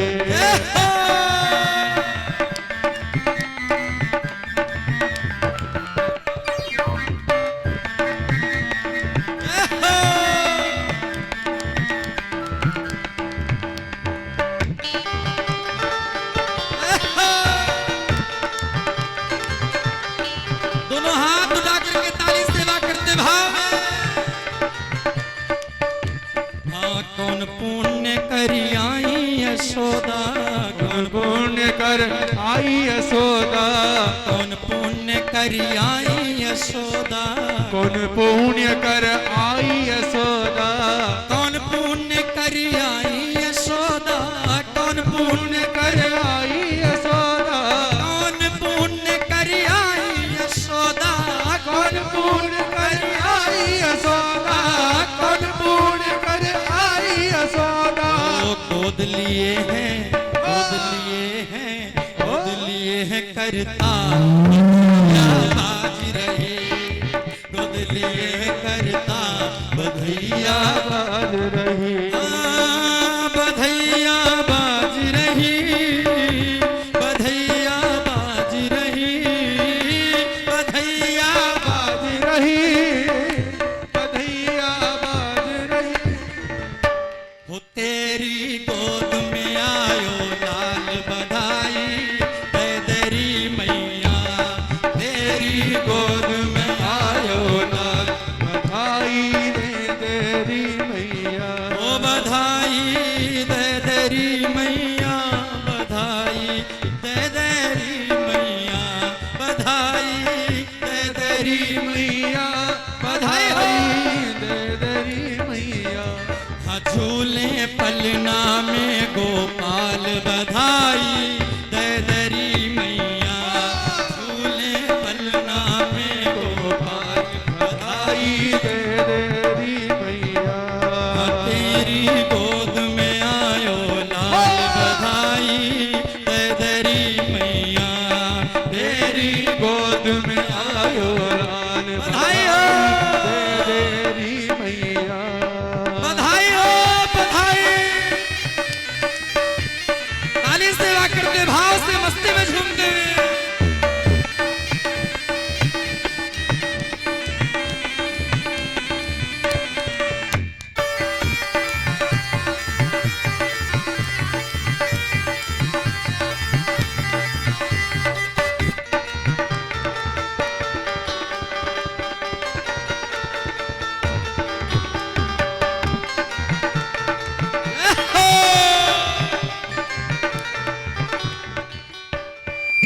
मेरी खुशियों का रहना ठिकाना। कौन कौन प्रसन्न है आज भगवान का जन्मोत्सव हुआ है? तो जरा ताली बजाइए दोनों हाथ उठा करके। मेरी खुशियों का रहना ठिकाना, मेरे जैसा नहीं कोई भी दीवाना, हमारे घर श्याम आए हैं, हमारे घर श्याम आए हैं, हमारे घर श्याम आए हैं, हमारे घर श्याम आए हैं, हमारे घर श्याम आए हैं, हमारे घर श्याम आए हैं, ओ हमारे घर श्याम आए हैं, हमारे घर श्याम आए हैं, हमारे घर श्याम आए हैं, हमारे घर श्याम आए हैं, हमारे घर श्याम आए हैं, हमारे घर श्याम आए हैं। बस लास्ट बार कह रहे, हाथ उठाइए और मस्ती में झूमिए। हमारे घर श्याम आए हैं, हमारे घर श्याम आए हैं, हमारे घर श्याम आए हैं। झूले पलना में गोपाल बधाई दे दरी मैया, झूले पलना में गोपाल बधाई दे दरी मैया, तेरी गोद में आयो लाल बधाई दे दरी मैया, तेरी गोद में आयो लाल बधाई दे देरी मैया। बधाई हो बधाई।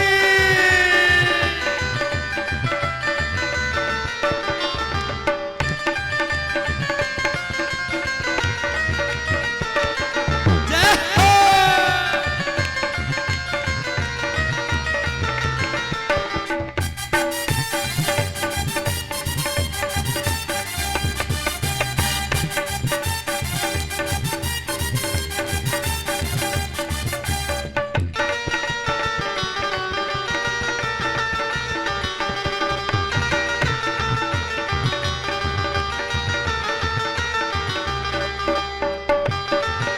दीवाना बना दिया हमें, मस्ताना बना दिया, दीवाना बना दिया हमें मस्ताना बना दिया। बनवारी बनवारी हो। गिरधारी तेरी यारी ने दीवाना बना दिया, बनवारी तेरी यारी ने दीवाना बना दिया।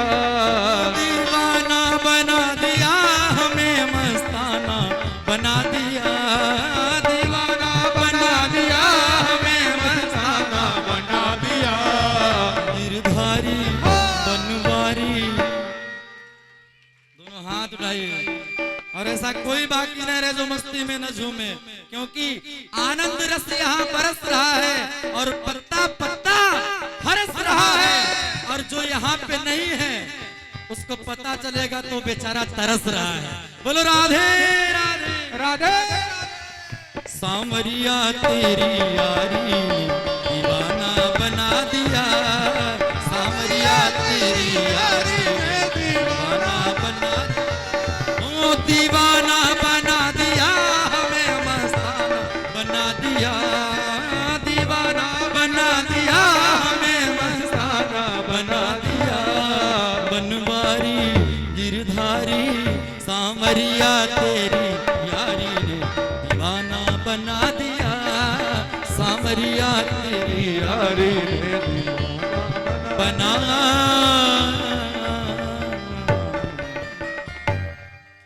बुल सावरे सरकार की जय।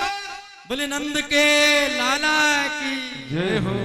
आप सभी को फिर से पुनः बहुत बहुत बधाई हो, बधाई बधाई हो।